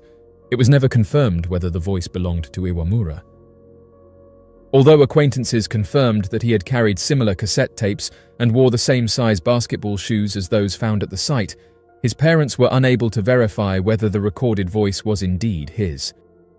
Another point of confusion came from the SOS sign itself. The sign, which was clearly visible in aerial photographs dating back to September 1987, appeared to have been constructed with great effort. Investigators believed it would have taken at least 2 full days and considerable strength to move and arrange the birch logs. However, autopsy reports indicated that the individual whose remains were found was in poor physical condition at the time, so much so that it seemed improbable he could have managed to create the sign alone. Adding to the mystery, no cutting tool or axe was ever found in the vicinity, and no witnesses ever came forward to say they had seen Iwamura or anyone else building the sign. The area where the incident occurred is infamously difficult to navigate. A rock formation on Mount Asahi known as Kinko Iwa, or Safe Rock, is used as a navigation landmark. But a nearby similar rock known as Nise Kinko Iwa, or Fake Safe Rock, often misleads hikers. Those who fall from the latter can end up trapped in an unforgiving area filled with deep sasa grass and steep cliffs. This region is believed to be the exact place where the SOS sign was constructed and where Iwamura's remains were eventually found. In fact, shortly after the discovery, a media team attempting to film a report on the location had to be rescued themselves after becoming trapped. Eventually, on February 28, 1990, authorities revised their original analysis and confirmed that the skeletal remains were, in fact, male. This brought closure to the earlier theory that an unidentified woman had also perished in the area. Still, many questions remain. Was Iwamura truly alone? Did he build the SOS sign before becoming too weak to survive? And was the voice on the recording his final message to the world, or simply a desperate, unintentional cry caught on tape? To this day, the mystery of who created the SOS sign, how it was constructed, and the exact circumstances surrounding Kenji Iwamura's tragic fate remain unsolved. The Mount Asahidake SOS incident continues to intrigue and disturb those who study wilderness survival, missing persons cases, and unexplained events. It stands as a chilling reminder of the dangers of isolation in the mountains and the haunting gaps that can remain even after discoveries are made. The mysterious case of Francisca Kadanas Marquez. The disappearance of Francisca Kadanas Marquez remains one of the most haunting and unexplained mysteries in recent Spanish history. A quiet and deeply unsettling event, it shook the small, close-knit town of Hornacos in the region of Extremadura to its core. On the night of May 9, 2017, Francisca, a devoted wife and mother of two, vanished in less than a minute while walking a mere 50 meters down a well-lit alleyway. The sudden and total absence of any physical evidence has left investigators and her family puzzled for years. Born on November 13, 1957, Francisca had lived her entire life in Hornacos, a town of just 3,500 people. She was known as a reserved yet warm person, trusted and liked by her neighbors. Her life revolved around her family. She did not use social media, had no connections outside her hometown, and led what most would consider an ordinary life. She lived with her husband, a local farmer, and their two sons in a modest home in the heart of the town. On the night of her disappearance, Francisca had been caring for the 3-year-old daughter of a friend. When the child's parents came to pick her up around 11:15 in the evening, Francisca stepped outside to say goodbye, walking with them toward their car. Although their car was parked on a different street, it was connected to her home by a short alleyway, illuminated by functioning streetlights. Before parting, Francisca assured her family she would return in just a few minutes to prepare dinner. The last confirmed sighting of her came as her friends watched her from their rearview mirror, entering the alleyway. Simultaneously, her son, who had stayed behind at home, began to grow uneasy when she did not return. After just minutes passed, he contacted the family she had just seen to ask if perhaps she had decided to leave with them. When he learned she had not, he raised the alarm immediately. What followed was one of the fastest mobilizations of a missing person case in the region. Within 10 minutes, police were informed and search parties were organized. The alleyway was thoroughly examined, but investigators found no signs of a struggle or any evidence pointing to a voluntary disappearance. Her personal belongings, phone, wallet, medication, were all left behind at home. She was last seen wearing casual clothes, black leggings, a pink short-sleeved t-shirt, and black Nike sneakers. Search efforts became exhaustive. Police scoured nearby wells with cameras, over 50 in total, in case she had somehow fallen into one. Sniffer dogs searched the nearby mountains and swamps. Helicopters were brought in to sweep the surrounding countryside. If a house was abandoned, it was entered and checked. In homes with willing residents, thorough searches were conducted, and despite every effort, not a single trace of Francisca was found. Authorities quickly ruled out the idea of her becoming lost. She was familiar with the area, and the alleyway she disappeared in was both short and straightforward. The working theory became one of foul play, likely carried out by someone with intimate knowledge of the area. However, with no surveillance cameras in the alley and no eyewitnesses beyond those who saw her entering the pathway, identifying a suspect proved difficult. The last person to see Francisca was a 33-year-old seasonal worker, originally from the Dominican Republic. He was heading to his car and greeted her casually as they passed each other. She returned the greeting and continued toward her home. Based on where this brief exchange took place, she would have needed only about 20 more steps to reach her front door. Due to the timing and the fact that he was the final person to see her, police investigated the man closely. His criminal record drew further attention. However, multiple witnesses placed him at a local bar shortly after the encounter, and his alibi was considered solid. Still, rumors circulated throughout the town, with unfounded claims labeling him with everything from criminal activity to extremist affiliations. The harassment became so severe that he eventually relocated. By 2019, with no leads, no suspects, and no further evidence, the case was closed. But in 2024, the Unidad Central Operativa, known for solving other difficult cases in the region, reopened the investigation. The move brought renewed hope to Francisca's family. The Unidad Central Operativa had previously succeeded in solving the disappearance of Manuela Chavero, whose case shared similar regional and circumstantial elements. That success inspired the belief that they might be able to do the same for Francisca. An anonymous tip line was established with the cooperation of the family and authorities. The hope is that time may have softened the fear or reluctance of any potential witnesses who might now feel safe enough to share information. Even the smallest lead could help bring closure to a mystery that has haunted the people of Honacos for years. To this day, the sudden and unexplained vanishing of Francisca Kadanas Marquez remains unsolved. Her family continues to wait, holding on to hope that answers will one day come. Paul Michael Lamemetra disappears in the middle of a crowd. On the 4th of July, back in 2012, in the small town of Seward, Alaska, the 97th annual marathon race, known as Mount Marathon, was well underway when one of the runners, a man by the name of Paul Michael Lamemetra, appeared to have suddenly vanished while standing out in the middle of a crowd of fellow runners.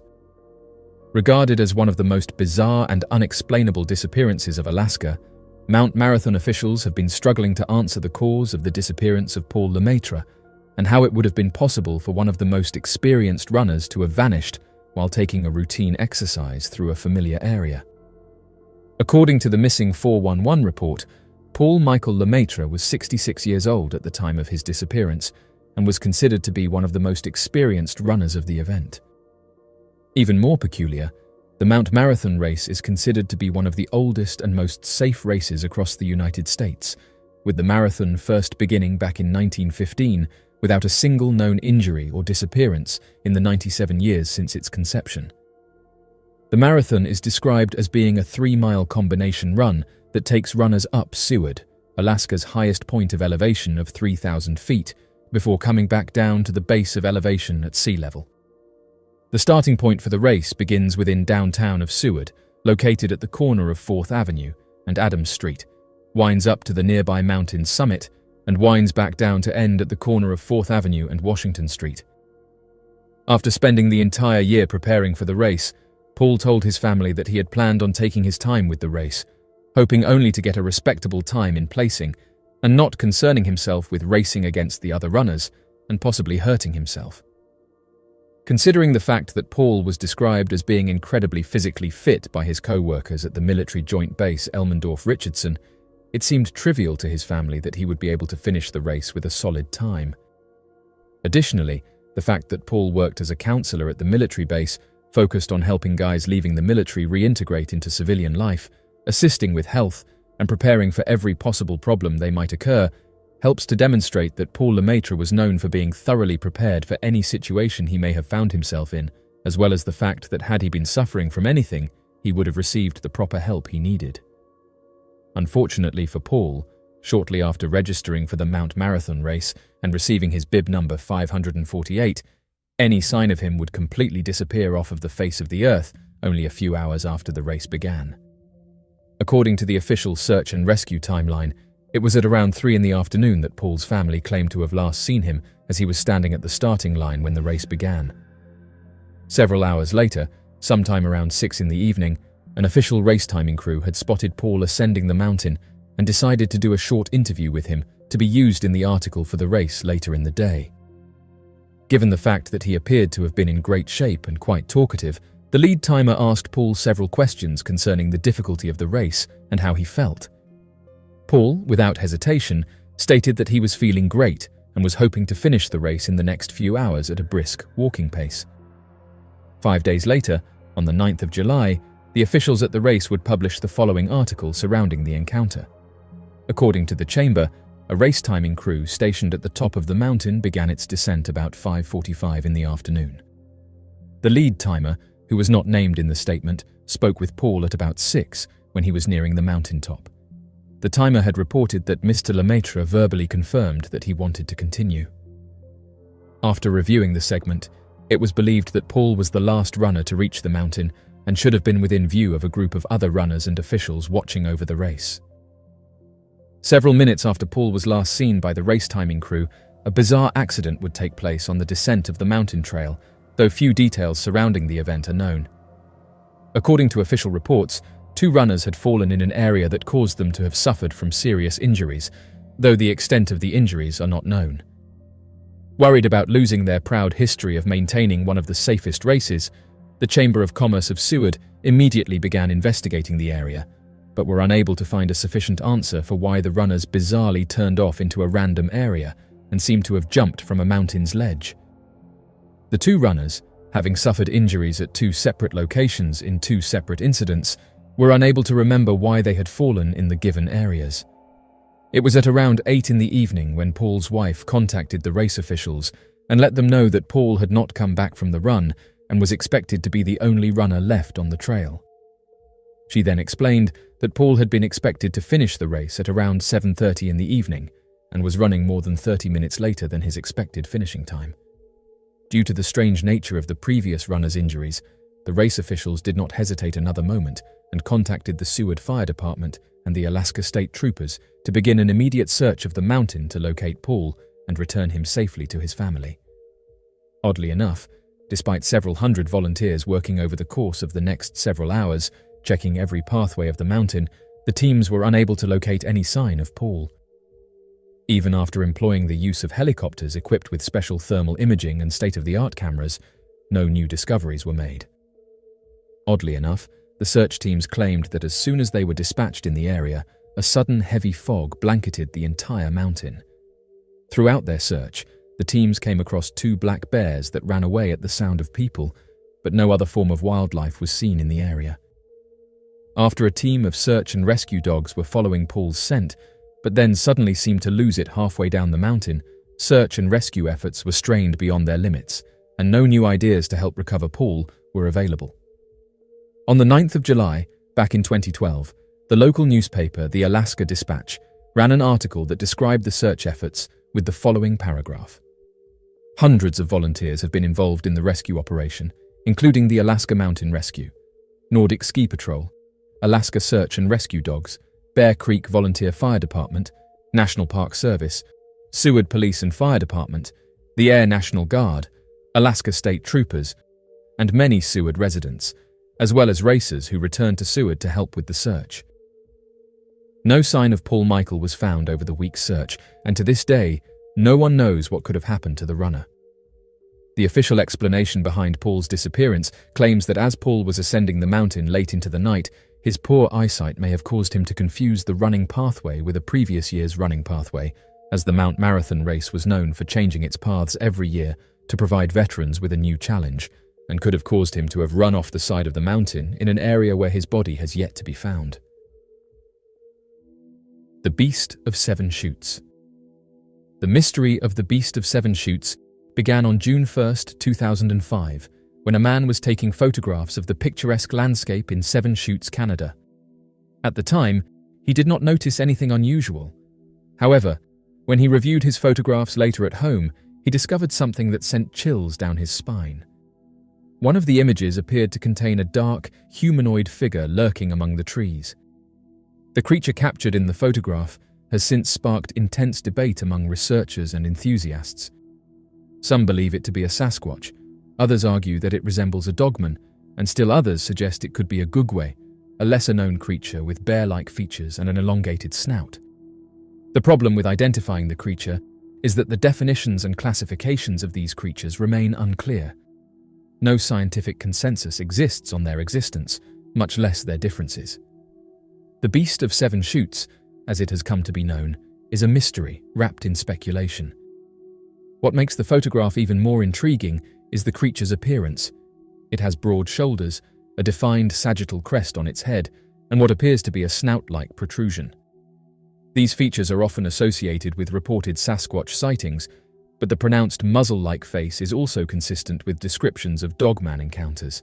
Its dark, shaggy fur blends into the shadows of the dense forest, making it difficult to determine exact details. An even more bizarre element in the photograph is that the creature appears to be holding an animal, possibly a dog. Some researchers claim that it is clutching a small poodle, and this theory gains traction due to an eerie coincidence. A local woman's poodle had gone missing just a day before the photograph was taken. If the creature in the image is indeed holding a dog, it raises even more questions. Despite the clarity of the image, the Beast of Seven Shoots remains unexplained. Skeptics argue that the figure in the photograph could be nothing more than an illusion created by shadows and tree formations, but others insist that the details are too distinct for it to be a simple case of pareidolia. Without further evidence, such as additional sightings or forensic analysis of the photograph, the truth remains elusive. Over the years, the story of the Beast of Seven Shoots has become one of the more compelling mysteries in Canada. It stands as an example of how even in the modern age, the wilderness still holds secrets beyond human understanding. Whether the creature was truly an unknown or simply a trick of the light, the mystery remains unsolved. How did Romans know about self-healing concrete? Among the many marvels of the ancient world, Roman engineering continues to astonish scholars and modern builders alike. From aqueducts that carried water across great distances to towering amphitheaters that have endured for centuries, the Romans displayed a mastery of construction that often seems ahead of its time. One of their most remarkable achievements is their development of self-healing concrete, a material so durable that structures built nearly 2,000 years ago still stand today. While researchers now understand how the material functions, the deeper mystery remains. How did the Romans first discover such an extraordinary recipe? The mechanism of Roman concrete's resilience lies in its unique composition. Unlike modern concrete, which can crumble within decades if not maintained, Roman concrete can repair itself when cracks form. The key ingredient is hot mixed quicklime. When mixed at high temperatures, quicklime creates brittle fragments within the concrete known as lime clasts. For centuries, these fragments puzzled scientists, who assumed they were impurities or mistakes, yet they turned out to be the secret behind the material's longevity. When cracks emerge in the concrete, rainwater or groundwater seeps inside. This water interacts with the lime clasts, which then hydrate and release a calcium-rich solution. As the solution crystallizes, it forms calcium carbonate, sealing the crack and restoring the material's integrity. This remarkable self-healing process ensures that Roman structures remain strong and stable, even after centuries of exposure to harsh weather, seismic activity, and the wear of time. Modern researchers can now reproduce this process, but what continues to fascinate them is the question of how the Romans stumbled across it in the first place. There is no evidence of a systematic scientific method in Roman times comparable to today's laboratories. Instead, their knowledge was gained through practical experience, experimentation, and the passing down of craft secrets. Did the Romans discover self-healing concrete by accident, perhaps through repeated trial and error while building roads and aqueducts? Or was it the result of careful observation of how certain mixtures endured better than others? What is certain is that Roman builders placed immense importance on durability. Their empire stretched across continents, and the ability to construct long-lasting infrastructure was essential to maintain control and prosperity. Roads needed to withstand centuries of traffic, harbors needed to survive pounding waves, and public buildings were expected to symbolize the empire's greatness for generations. In this context, The discovery of a concrete mixture that could heal itself was not only practical, but transformative. The Romans guarded their building techniques closely, treating them as valuable knowledge that set their civilization apart. Over time, the precise recipes were lost as the empire declined, leaving later generations to wonder at the strength of Roman ruins. Only in recent decades have scientists unraveled the chemical processes at work, revealing the brilliance of a formula created nearly 2 millennia ago. Today, the legacy of Roman self-healing concrete carries profound implications for modern construction.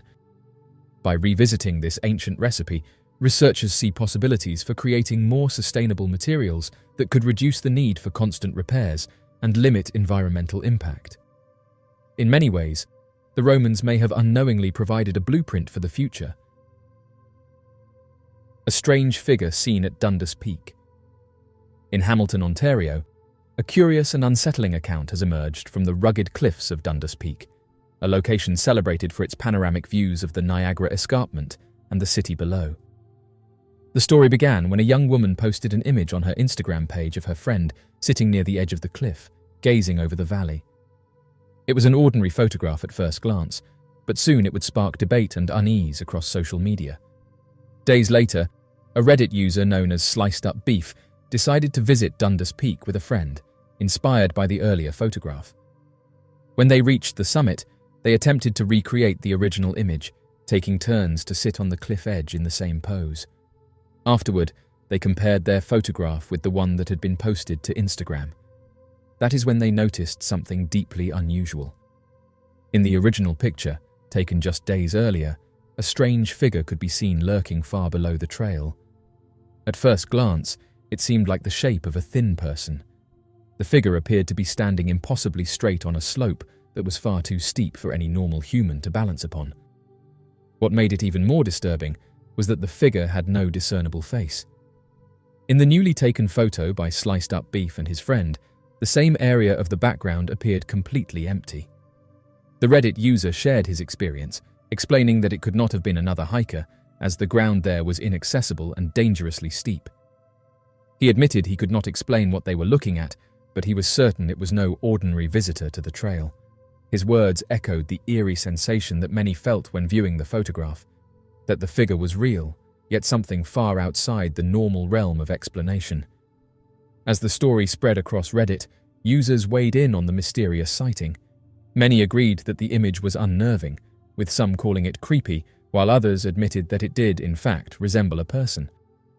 The absence of a visible face and the impossibility of someone standing at that location only added to the chilling atmosphere surrounding the photograph. The cliffs of Dundas Peak have long drawn visitors for their natural beauty, but this event cast a shadow over the scenic landmark. What should have been a joyful recreation of a photograph turned into an enduring mystery, one that continues to capture the imagination of those who hear it. Whether the figure was a supernatural presence, a trick of the light, or something else entirely, it left a lasting impression on those who viewed the image. NASA deleted a photo that shows a strange object on a celestial surface, only to re-upload the same image with the object blurred out. Among the many images captured by NASA's advanced instruments, one photograph has sparked significant intrigue and debate, a high-quality image that originally showcased an odd black cube on a celestial surface. While the photo is still available on NASA's website, it has since been significantly lowered in resolution and appears to have been airbrushed, leading to widespread speculation. The photograph in question was taken by one of NASA's numerous space missions, aimed at exploring distant celestial bodies. In its original form, the high-resolution image displayed a stark, black cube situated on an otherwise barren and rocky celestial surface. The cube's edges were sharp and well-defined, contrasting sharply with the natural formations surrounding it. Its geometric precision suggested an artificial origin, prompting immediate fascination and speculation among the scientific community and the public. Upon its initial release, the photograph garnered significant attention. Researchers and amateur astronomers alike analyzed the image, noting the cube's unnatural appearance and questioning its origins. The photograph quickly spread across social media platforms and online forums, where it became a topic of heated discussion. Some posited that the cube was a piece of space debris, while others suggested more exotic explanations, including the possibility of extraterrestrial artifacts. Shortly after the photograph gained widespread attention, visitors to NASA's website noticed a significant change. The image's resolution had been drastically reduced. The high-quality, detailed photograph was replaced with a lower-resolution version that obscured much of the cube's defining features.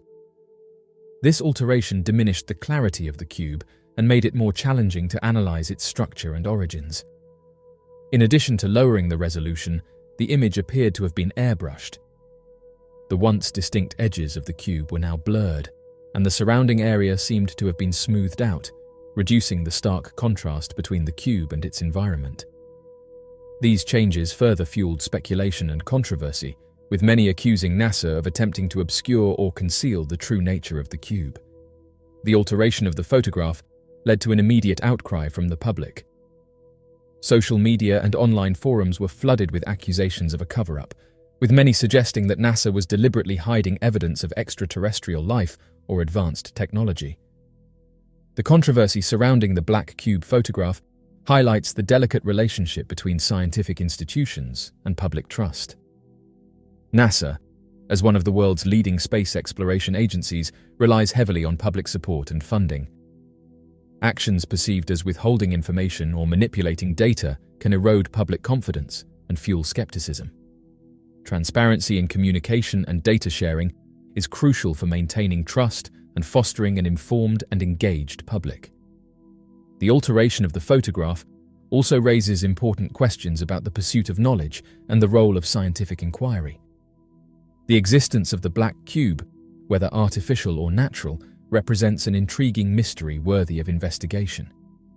By altering the image, NASA potentially hindered the scientific process, limiting the ability of researchers and the public to analyze and understand the phenomenon.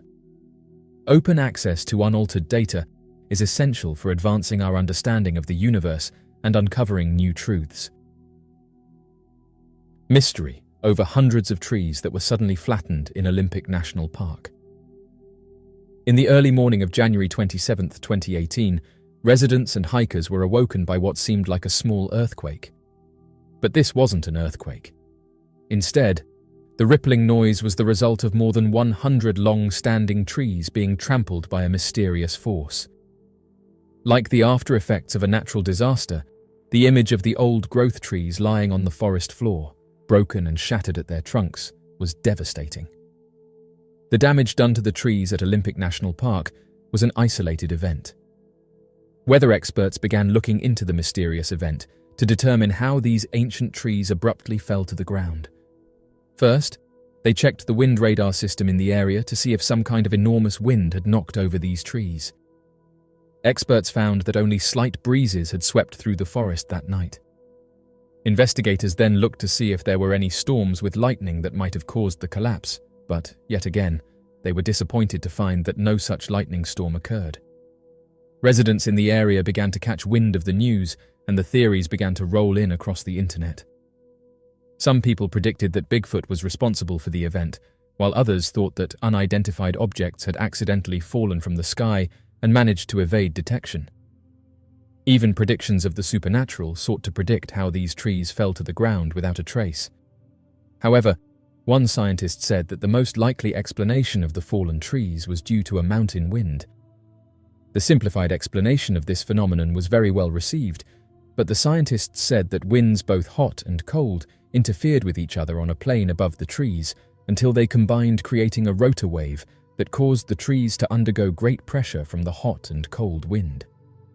Though this is a reasonably sound scientific prediction of what occurred on the night of January 27th, there is still no affirmative explanation that rotor circulation truly occurred.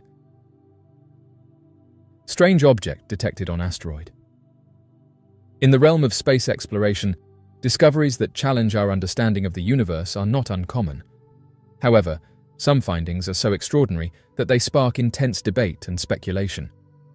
One such discovery is the alleged Black Pyramid photographed on asteroid RQ-36, which was purportedly removed from the Indian Space Research Organization website shortly after its release.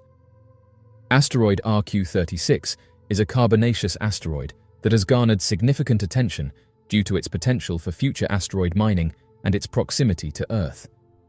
In 2018, a mission by NASA aimed to study the asteroid and return samples to Earth.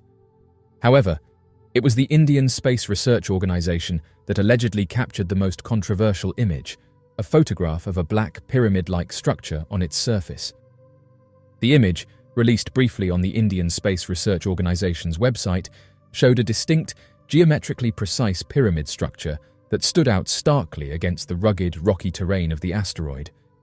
The pyramid appeared to be made of a material darker than the surrounding surface, with smooth, sharp edges that suggested artificial construction rather than natural formation.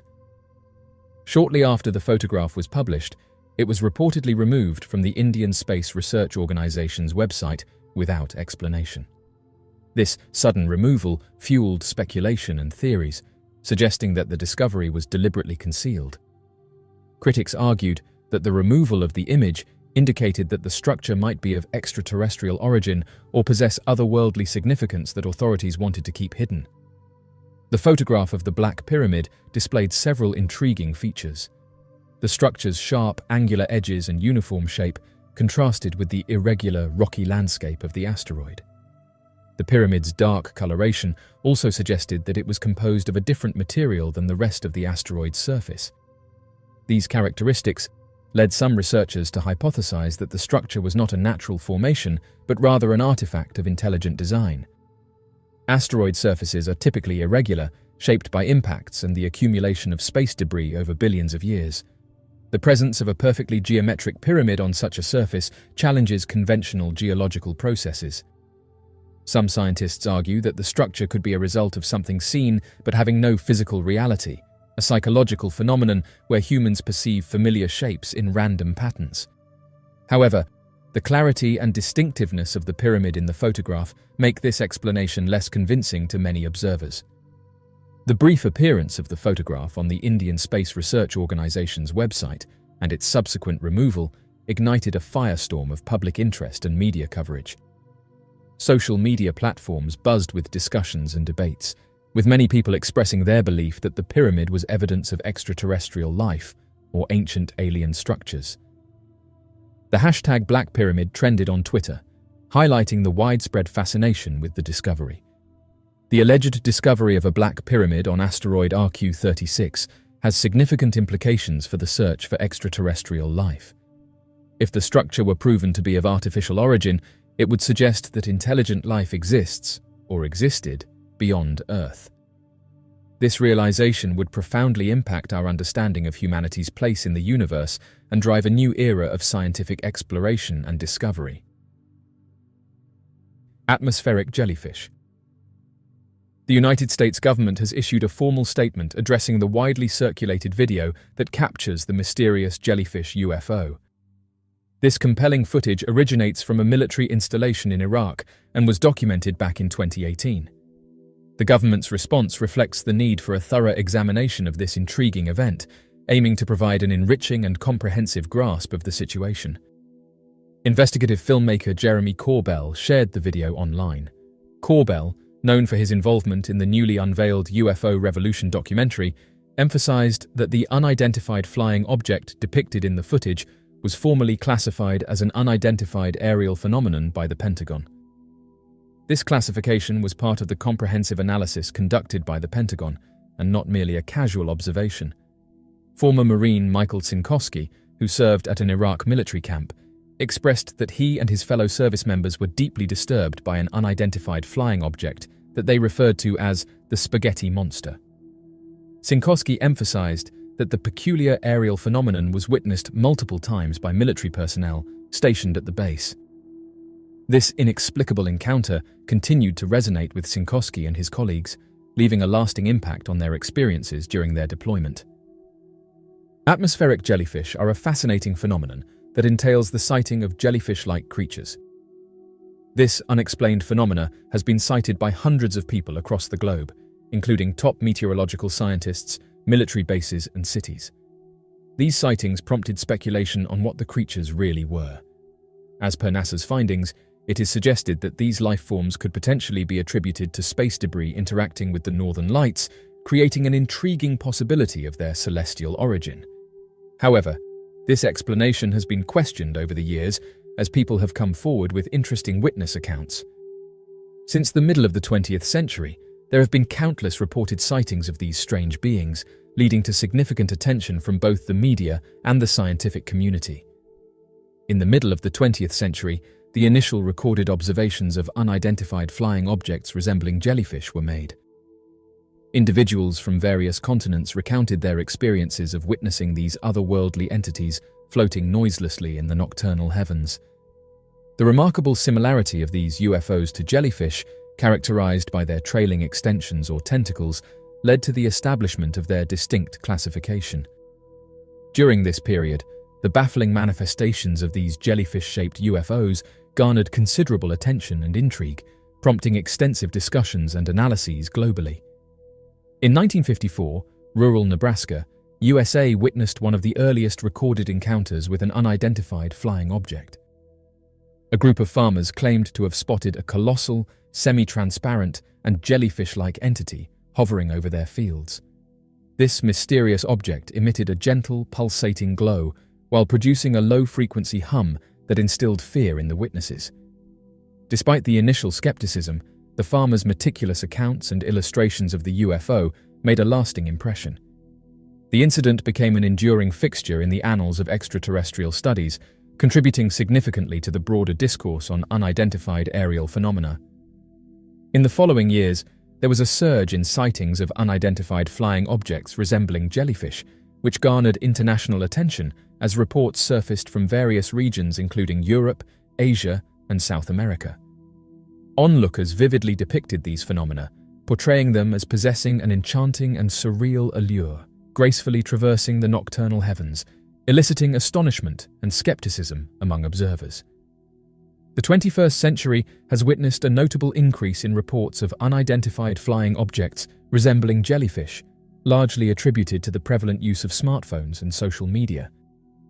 These technological developments have empowered individuals to document and disseminate their encounters to a worldwide community, contributing to a substantial accumulation of substantiating proof regarding the presence of these mysterious celestial phenomena. In 2018, an intriguing event took place above Tokyo, Japan, when numerous locals observed a colossal, radiant UFO resembling a jellyfish hovering soundlessly across the city skyline. The UFO's appendages appeared to move and fluctuate, producing a captivating exhibition that bewildered both onlookers and specialists. The incident prompted extensive discussions and analyses within the community as people sought to comprehend the mysterious nature of this phenomenon. In the year 2020, a similar incident occurred in the isolated Australian outback. A cluster of individuals, situated far away from any artificial light sources, looked on with disbelief as a transparent, jellyfish-like unidentified flying object floated elegantly above their camping area. The UFO's bioluminescent tentacles emitted an unsettling yet mesmerizing glow that spread across the surrounding terrain, creating a lasting and profound impact on those who witnessed the spectacle. The peculiar and captivating nature of the sighting left a deep impression on the observers, evoking a sense of wonder and intrigue about the inexplicable phenomenon they had experienced. The mystery revolving around UFOs shaped like jellyfish has sparked numerous theories and interpretations, spanning the spectrum from commonly accepted notions to more conjectural ideas. While some doubters propose that these sightings might be linked to drones, atmospheric occurrences, or intricate deceptions, a significant number of observers adamantly dismiss these assertions. They assert that the unearthly traits exhibited by the objects invalidate such ordinary explanations.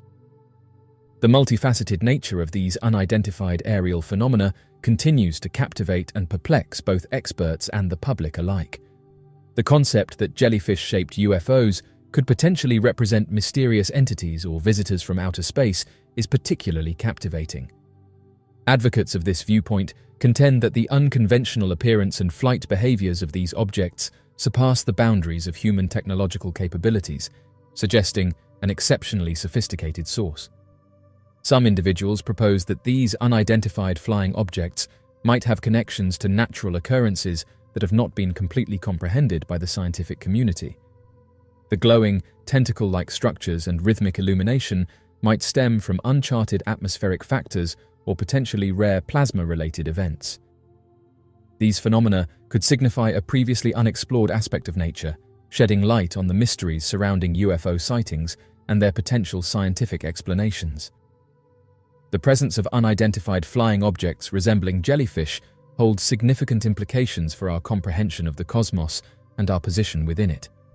If we acknowledge the authenticity of these sightings, it necessitates contemplation of the likelihood that sentient entities from alternate dimensions or extraterrestrial societies could be attempting to establish communication with us.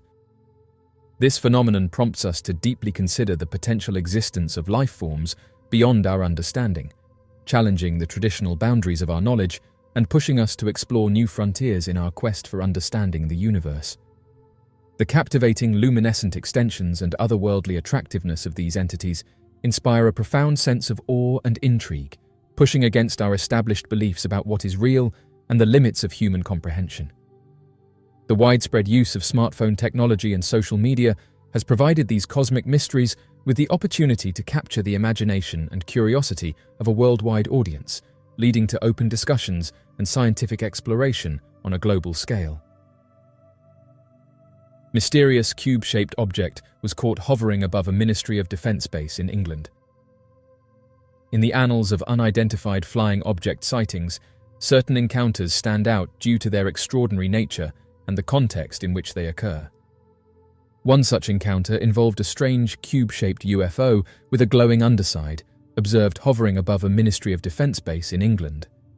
The sighting took place in early 2023 at an undisclosed Ministry of Defence base in the English countryside. The base, known for its strategic importance and advanced military technology, is a highly secure location, making any unauthorized aerial activity particularly noteworthy.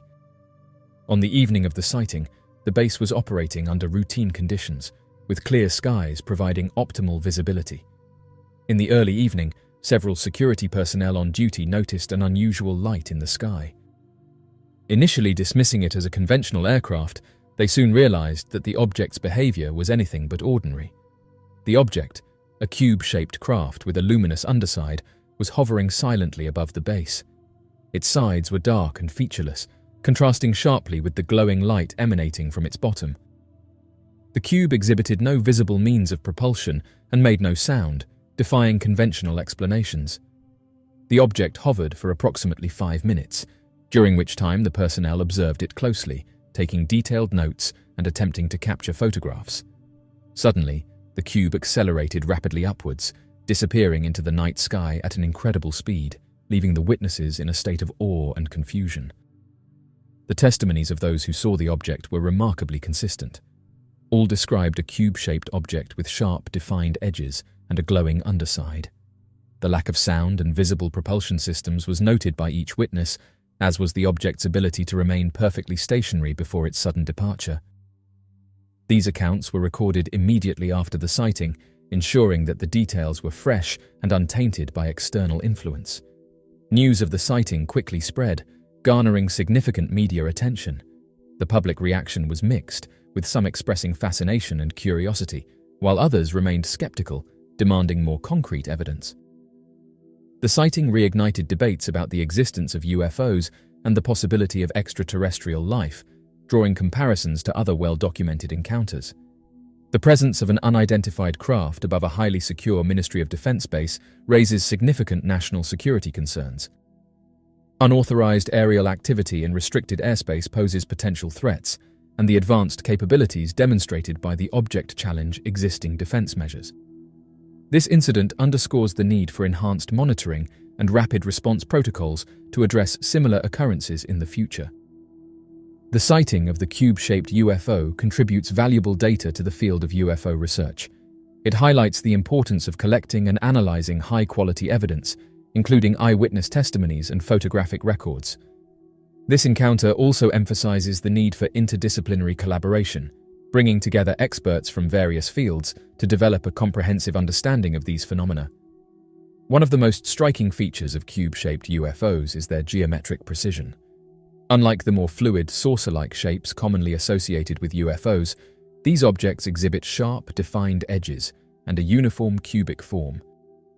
Witnesses often describe them as having a metallic or dark exterior, with surfaces that appear smooth and devoid of visible seams or joints. The symmetry and regularity of these shapes suggest a level of technological sophistication that surpasses known human capabilities. Many reports of cube-shaped UFOs include descriptions of unusual lighting. These objects often emit a consistent glow from their undersides, which can vary in color but is frequently described as white, blue, or red. This illumination is not typically associated with conventional aircraft lighting and often appears as a diffuse, almost ethereal light that does not cast shadows or illuminate the surroundings in a typical manner. The movement patterns of cube-shaped UFOs further differentiate them from conventional aircraft and other known aerial phenomena. Witnesses often report these objects hovering silently in place for extended periods before accelerating rapidly in any direction without any visible means of propulsion. This capability to change speed and direction abruptly, combined with the absence of sound, suggests a propulsion technology that is fundamentally different from anything currently known to human science. Eyewitness testimonies form a significant portion of the evidence supporting the existence of cube-shaped UFOs. These accounts are remarkably consistent across different geographical locations and cultural contexts, lending credibility to the phenomenon. Mysterious photograph captured by the Mars Reconnaissance Orbiter. The exploration of Mars has long captivated humanity's imagination, offering tantalizing possibilities about the planet's past and potential for future human settlement. Among the numerous missions sent to study Mars, the Mars Reconnaissance Orbiter has provided some of the most detailed images of the Martian surface. Aboard the Mars Reconnaissance Orbiter, the high-resolution imaging science experiment camera stands out for its extraordinary capability to capture high-definition images. One particularly intriguing set of images, captured by the high-resolution imaging science experiment, appears to show remnants of geometric lines that some speculate could be the remnants of an ancient city. The high-resolution imaging science experiment camera, developed by the University of Arizona, is the most powerful camera ever sent to another planet. Since its deployment in 2006, the high-resolution imaging science experiment has sent back thousands of images, revealing the intricate details of Mars's topography, including its valleys, craters, and potential water flow patterns. Among these images, some have captured the public's imagination more than others, particularly those suggesting potential signs of past life or civilizations. Recently, the camera captured a series of images that sparked significant interest and speculation. The images revealed a section of the Martian surface featuring a network of geometric lines, forming what appears to be a grid-like pattern. The lines, which intersect at right angles, cover a relatively large area, and the regularity of the pattern suggests something beyond natural geological formations. These geometric lines resemble the layout of streets and city blocks, evoking comparisons to ancient terrestrial cities like those of Mesopotamia or the grid patterns found in Roman city planning. The apparent precision and scale of these lines led to speculation that they could be the remnants of an ancient Martian city constructed by a once advanced civilization that inhabited the planet. The initial reaction from researchers was cautious. While the images are compelling, the prevailing view among planetary geologists is that the lines are likely the result of natural processes. Potential explanations include tectonic activity, the cracking of the Martian crust, or erosional patterns shaped by wind and water.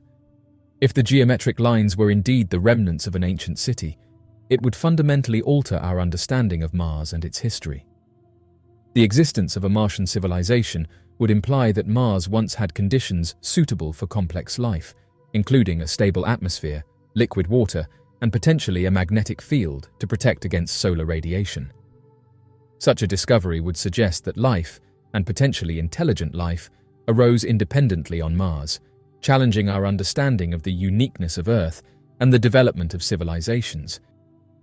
It would also raise questions about what led to the decline or disappearance of this civilization and what environmental changes occurred on Mars to make it the barren landscape we see today. The possibility of ancient Martian civilizations would undoubtedly spur renewed interest in Mars exploration. Future missions could focus on areas with geometric patterns, employing advanced rovers and drones to conduct detailed ground investigations. Excavation of these sites could potentially uncover artifacts, structures, or other evidence of past habitation.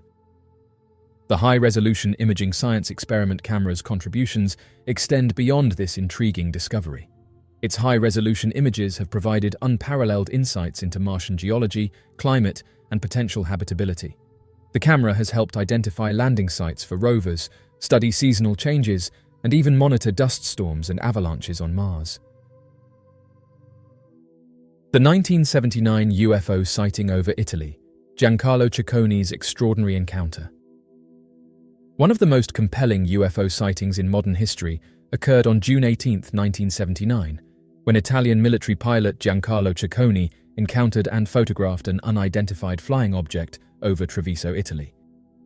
This incident stands out not only for its remarkable photographic evidence, but also for the corroboration provided by multiple sources, including radar operators and ground observers. As a highly respected pilot, Cicconi's detailed testimony has reinforced the credibility of this sighting, making it one of the most well-documented cases of unexplained aerial phenomena. Cicconi was returning to Treviso Air Force Base after completing a reconnaissance mission in his G-91R fighter when he was alerted by the Astrana Radar Center to the presence of an unidentified object within restricted airspace. The radar operators instructed him to intercept and investigate the anomaly. Fortunately, Cicconi had an onboard camera with unused film, allowing him to document the event as he approached the unknown craft. At a distance of approximately 70 to 80 meters, traveling at a speed of 450 to 500 kilometers per hour, he began taking photographs of the object. Meanwhile, airport ground staff observed the encounter through binoculars, further verifying the presence of the strange object. As Cicconi closed in, the Treviso control tower warned him that the UFO was emitting a strange blue trail. Despite this, Cicconi himself did not visually detect the trail, but instead focused on the object's unusual flight behavior. The UFO demonstrated erratic movements, jerking up and down with sharp, rapid climbs and descents. Cicconi estimated that it ascended and descended approximately 300 meters in a single motion, reaching heights of up to 4 kilometers in an instant. During his pursuit, Cicconi circled the UFO approximately 7 or 8 times, capturing a total of 82 photographs. The images revealed an oval-shaped solid craft, measuring at least 8 meters in length and no more than 3 meters in diameter. It appeared to be stationary relative to Cicconi's aircraft, yet radar operators confirmed that the object was indeed moving, with its speed and trajectory actively tracked. This contradiction added to the mystery, suggesting that the object possessed an advanced propulsion system capable of defying conventional aerodynamics. As Cicconi prepared for another flyby to take additional photographs, the Astrana Radar Center reported that the object had suddenly vanished from their screens. Moments later, Treviso's control tower confirmed that the UFO had also disappeared from visual sight. The unexplained disappearance only deepened the intrigue surrounding the sighting. Shortly thereafter, Cicconi landed his aircraft, and the photographic films were immediately retrieved and developed. The resulting images clearly captured the strange craft, offering some of the most compelling visual evidence of a UFO ever recorded. Cicconi later stated with absolute certainty that what he had witnessed was a solid, physical object. Unlike atmospheric anomalies such as clouds or reflections, the UFO remained unaffected by the turbulence generated by his fighter.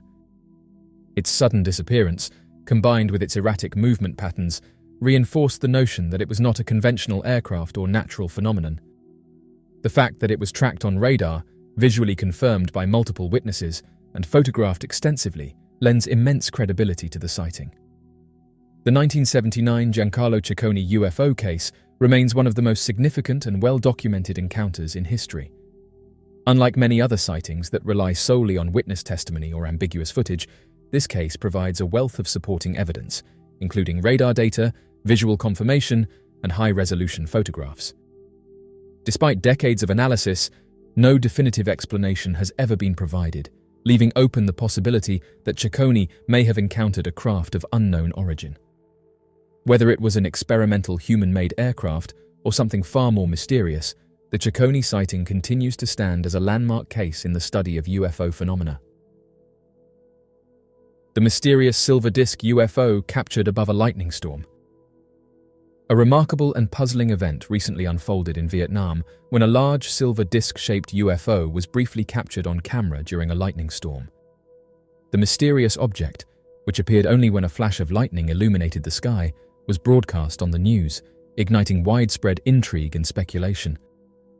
What makes this sighting particularly compelling is the fact that the UFO remained invisible to the naked eye until the moment of the lightning strike, suggesting that it was either cloaked or simply undetectable under normal lighting conditions. Eyewitnesses and viewers who analyzed the footage pointed out that had it not been for the lightning flash, no one would have ever known the object was there. The disc-shaped craft appeared for only a split second, blending seamlessly into the dark, stormy sky before vanishing again into obscurity. This has led many to question how often such objects may be present in the sky, completely unseen due to their ability to remain undetectable unless exposed by sudden bursts of light. The idea that such UFOs could be hidden in plain sight has fueled speculation about their origins and purpose. Several theories have emerged regarding the nature of the object. Some believe that the UFO was using advanced cloaking technology, which allowed it to remain undetectable except under extreme atmospheric conditions, such as the intense electrical discharge of lightning. This theory aligns with long-standing reports from UFO researchers who claim that extraterrestrial or unidentified craft are often seen near thunderstorms, possibly using the energy from lightning for unknown purposes. Others suggest that the craft could have been a secret government or military vehicle, testing stealth technology that interacts in unusual ways with the atmosphere. Skeptics argue that the object captured in the footage could have been a trick of light or a natural weather phenomenon, though this explanation does not fully account for the perfectly structured metallic appearance of the disk. Unlike amorphous cloud formations or atmospheric reflections, the UFO in the footage exhibited a clearly defined shape and solid structure, indicating that it was something more than just an illusion created by the storm. Additionally, the fact that it remained unseen before and after the lightning flash adds to the mystery, making it difficult to dismiss as a simple misinterpretation of natural phenomena. This incident raises significant questions about the potential presence of unidentified objects in the sky that go unnoticed due to their ability to remain concealed under normal conditions. If UFOs are capable of hiding within storm clouds or only appearing under specific environmental circumstances, it suggests that human awareness of these objects is far more limited than previously thought. Many now wonder how many similar sightings have gone undocumented simply because the necessary conditions to reveal them did not occur. The Vietnam lightning storm UFO remains an unsolved mystery, leaving both experts and enthusiasts searching for answers. Whether the object was of extraterrestrial origin, an experimental human-made craft, or something entirely different, its sudden appearance in the storm highlights the vast mysteries that still exist in our skies.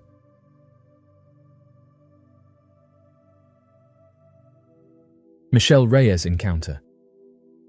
When a passenger on an aircraft witnessed what appeared to be a UFO soaring above New York, she accidentally photographed one of the most talked about UFO images in recent years. The images were shared to hundreds of groups that investigate UFOs, and it's been hailed as one of the clearest images of a cigar-shaped UFO. Michelle Reyes posted on Facebook that she saw a mysterious flying cylinder through the window of her commercial aircraft on March 25th while it was cruising above LaGuardia Airport. She told news outlets that the first thing she did was email the Federal Aviation Administration to let them know what she saw. Oddly enough, she said that she didn't hear back from them. She claimed that another passenger on the aircraft was astounded to see the mysterious object. After seeing the video, Thomas Wertman, the state director of the Mutual UFO Network in Ohio, stated that the dark object was relatively close to the jet and was moving at a height of about 2,500 feet. According to Wertman, the object's shape, height, and proximity to a busy commercial flight path seem to rule out the possibility that it is a news helicopter, drone, or military aircraft. He said that it's not legal for drones to fly at that altitude, and it shouldn't be this close to a major flight lane if it had to do with military defense or law enforcement. According to Wertman, who has spent years searching the skies for signs of unidentified objects, that could be a potential hazard. He found the object's peculiar spherical shape to be intriguing, because it refutes the notion that it was a second plane captured on camera at an unexpected angle.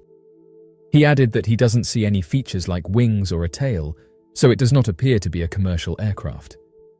When the video was taken, Reyes's plane was probably traveling at 230 miles per hour and was about 15 minutes away from LaGuardia Airport.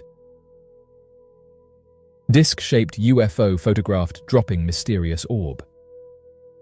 Wiltshire, England, is a region steeped in ancient history and mystery, home to the iconic Stonehenge and a hotbed of crop circle formations. Adding to its mysterious allure, a recent event has captivated the imaginations of locals and UFO enthusiasts worldwide. Witnesses reported seeing a disc-shaped UFO releasing a glowing orb above the picturesque countryside. On a clear summer evening in July, as the sun began to set over the rolling hills of Wiltshire, several residents in the town of Avebury reported seeing an unusual object in the sky. Among the witnesses was Sarah Johnson, a local schoolteacher. The object, described as a disc-shaped craft with a metallic sheen, was unlike any conventional aircraft. It moved silently and effortlessly through the sky, drawing the attention of other passers-by who stopped to observe the spectacle. As the UFO hovered, it began to release a smaller, glowing orb. The orb, emitting a brilliant white light, descended slowly before darting off at an incredible speed, leaving the witnesses in awe. Eyewitnesses provided detailed and consistent descriptions of the event, lending credibility to the sighting. Sarah Johnson recalled that it was unlike anything they had ever seen, adding that the disc was smooth and shiny, and the orb it released was glowing.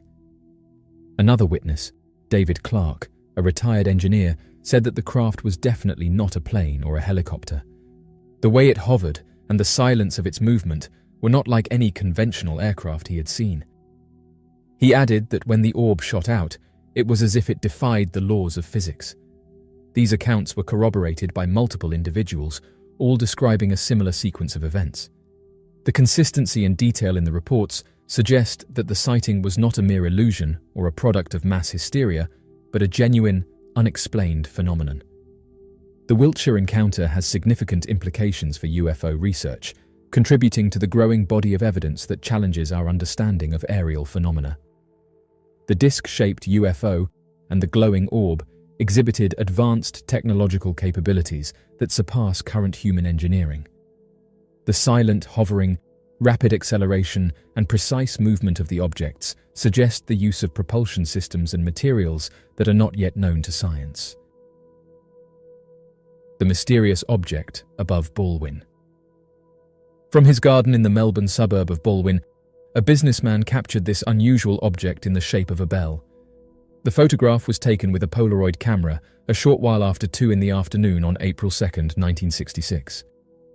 The suburb of Baldwin in Melbourne, Australia, known for its peaceful residential neighbourhoods and vibrant community, has recently gained attention for an entirely different reason. Reports of unidentified flying objects seen hovering above Baldwin have sparked intrigue and speculation among residents and UFO enthusiasts alike. Over the last 60 years, hundreds of residents of Baldwin have reported seeing strange objects in the sky, often during the late evening or early morning hours. These sightings have been characterized by the presence of bright, hovering lights and unusual flight patterns that do not correspond to any known aircraft. One of the most compelling accounts comes from Jessica Nguyen, a local who observed a series of bright lights moving erratically across the sky. Another resident, Michael Thompson, reported seeing a disc-shaped object with pulsating lights. The reports of UFO sightings in Baldwin have prompted investigations from both local authorities and independent researchers. While some explanations have been proposed, none have definitively accounted for all the sightings. One of the most intriguing ideas that have been put forward is that the sightings represent genuine encounters with advanced spacecraft. Proponents of this theory point to the consistency and credibility of the eyewitness accounts, arguing that the observed objects exhibit characteristics beyond current human technology. While there is no concrete evidence to support this theory, it remains a possibility that cannot be entirely dismissed. This mysterious photograph has just been posted on social media, showing what appears to be a massive object hovering close to the moon. Oddly enough, This isn't the first time that mysterious objects have been seen close to the moon, and it's caused some users to suggest that this may be an unidentified object. Those who've studied the unknown have reported that the moon is a hotspot, and that every year thousands of mysterious objects can be seen close to it. Unidentified objects have sparked intrigue and controversy for decades. Although they are most commonly associated with sightings in Earth's atmosphere, numerous accounts over the years have reported unidentified objects in the proximity of Earth's natural satellite, the Moon. Reports of mysterious aircrafts near the Moon have been made by astronauts, astronomers, and casual observers alike. The Moon's relative proximity, combined with its lack of atmosphere, makes it a perfect backdrop for observing anomalies. Often, these observations are of unexpected objects moving across the lunar surface or near the lunar horizon. There are multiple reasons that could potentially explain these sightings. Firstly, it is essential to clarify that many sightings can be explained by natural or man-made phenomena. For example, satellites and space debris in Earth's orbit could easily be mistaken for unidentified objects when they pass between an observer and the Moon. Another explanation could be related to optical illusions or misinterpretations of natural lunar phenomena. The human brain is predisposed to identify patterns, even where none exist, a phenomenon known as pareidolia. This could lead to interpreting shadows or irregular lunar features as foreign objects. Lunar transient phenomena, temporary changes in the lunar surface's appearance due to outgassing or impacts, might also be misinterpreted as mysterious activity. Despite these potential explanations, some argue that a subset of lunar sightings cannot be easily dismissed. Astronauts of Apollo missions have reported seeing flashing lights and other unexplained phenomena during their lunar voyages. While some of these instances were likely attributable to cosmic rays hitting their retinas, others remain unexplained. Notably, though, none of the Apollo missions reported sightings that would unequivocally indicate the presence of advanced crafts. In the broader context, the attention given to sightings near the Moon reflects humanity's enduring fascination with the possibility of advanced life. It's a curiosity that drives not only the passionate debates over individual sightings, but also more substantial scientific endeavors, like the search for extraterrestrial intelligence. As we continue to explore our universe, the question of extraterrestrial life remains one of the most compelling unsolved mysteries of our time. As of right now, while most mysterious objects seen close to the lunar surface can be attributed to man-made or natural phenomena, some instances remain unexplained, contributing to ongoing discussions about advanced life. These sightings underscore the importance of vigilant observation and open-minded inquiry as we continue our exploration of the cosmos. Whether these unexplained instances are evidence of extraterrestrial civilizations, however, remains to be proven.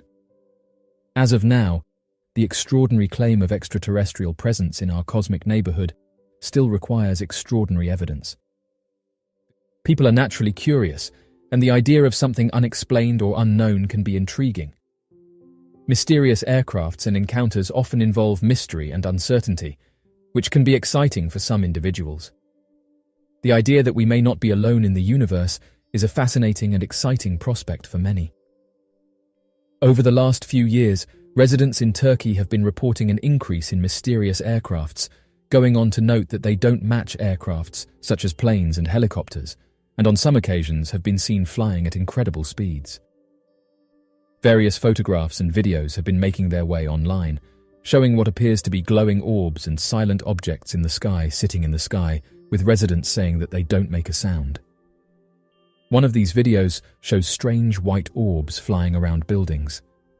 A few moments later, there's a lightning strike, which goes on to reveal a large object sitting stationary in the sky.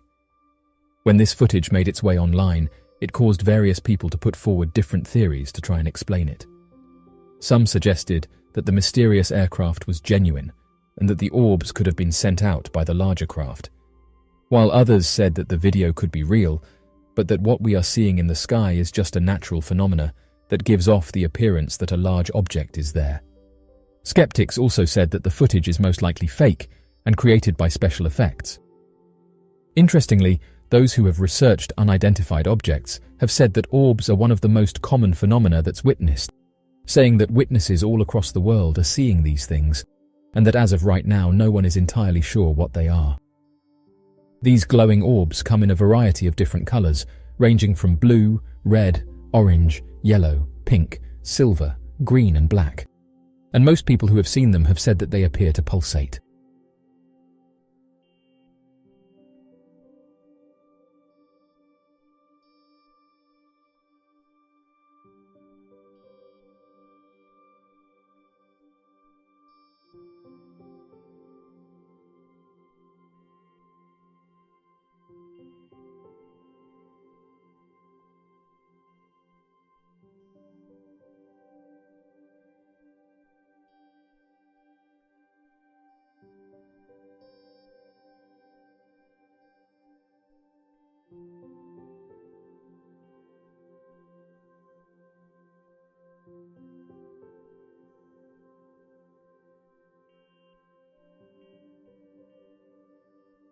Although mysterious flying aircrafts seem like a new phenomena, declassified documents show the exact opposite, and that officials have been aware of these aircrafts for many years now, and in many cases struggle to explain their origins and how they are able to achieve what they do.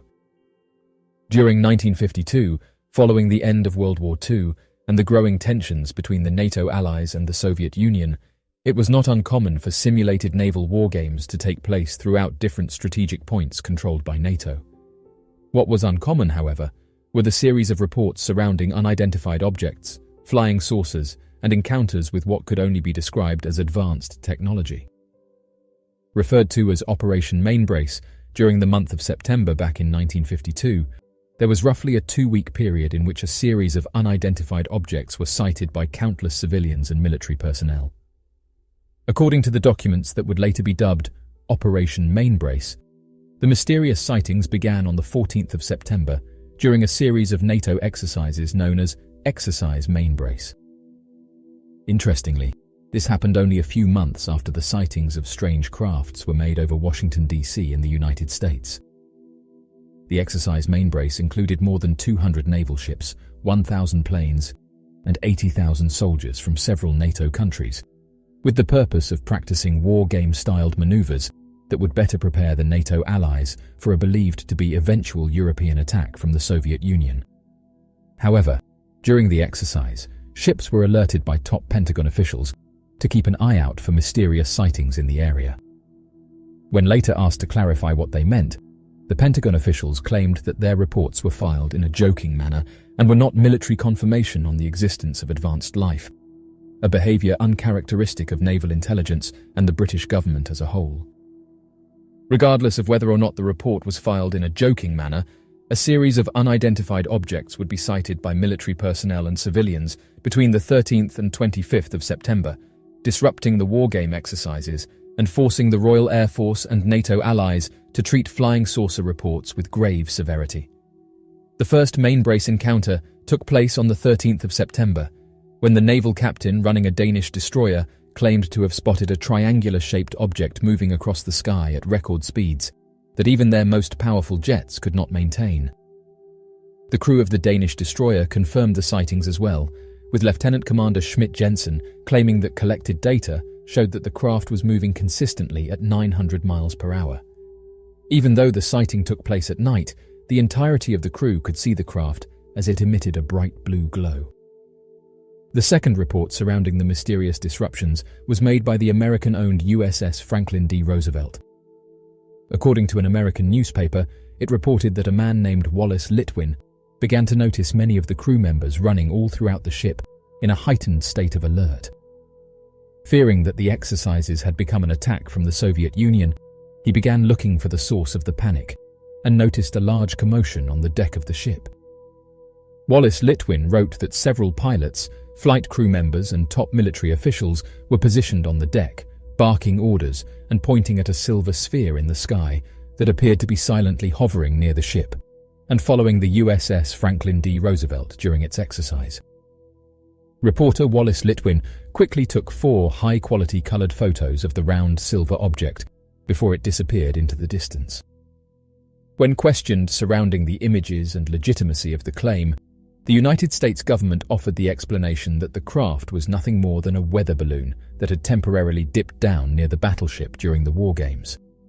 However, these claims would be put into question, as reporter Wallace Litwin recounts that shortly after taking the images of the craft, he had gone below deck and told his fellow newspaper correspondents that he had just shot a flying saucer, acting as if his camera had been a gun. This claim of military action quickly alerted the ship's executive officer, who investigated the claims himself and found that the craft was genuinely not a weather balloon. According to the executive officer, investigations had shown that a weather balloon had not been released that day. When the officer radioed the Midway, the only other NATO-approved ship in the vicinity, the ship also confirmed that no weather balloons were in the air or unaccounted for. Litwin would write the following report. In other words, the skies above this NATO fleet were very carefully observed and nothing flew around overhead unobserved, but I knew that I had taken a picture of what looked like a large ping-pong ball 10 feet over my head. End quote. The United States Project Blue Book investigation team would do a follow-up investigation and provide the report that the object moved too fast to have been a weather balloon. One of the most notable accounts of these sightings would take place on the 19th of September at 11 in the morning, and this was when a large silver-coloured disc-shaped object began following a Royal Air Force Gloucester meteor that had been returning to Royal Air Force Station Topcliffe. Not only did the pilot of the Gloucester meteor confirm his sighting with a number of military ground crew working at the Royal Air Force Station, but several additional reports had also been filed by observers on the ground, alongside civilian reports of the unidentified object trailing the Gloucester meteor. The craft was described as being a silvery circular object and began to descend in a swinging pendulum motion, similar to that of a falling sycamore leaf. However, before the craft reached the ground, observers commented that it rotated on its own axis and then shot off at an incredible sudden speed that looked more like a shooting star.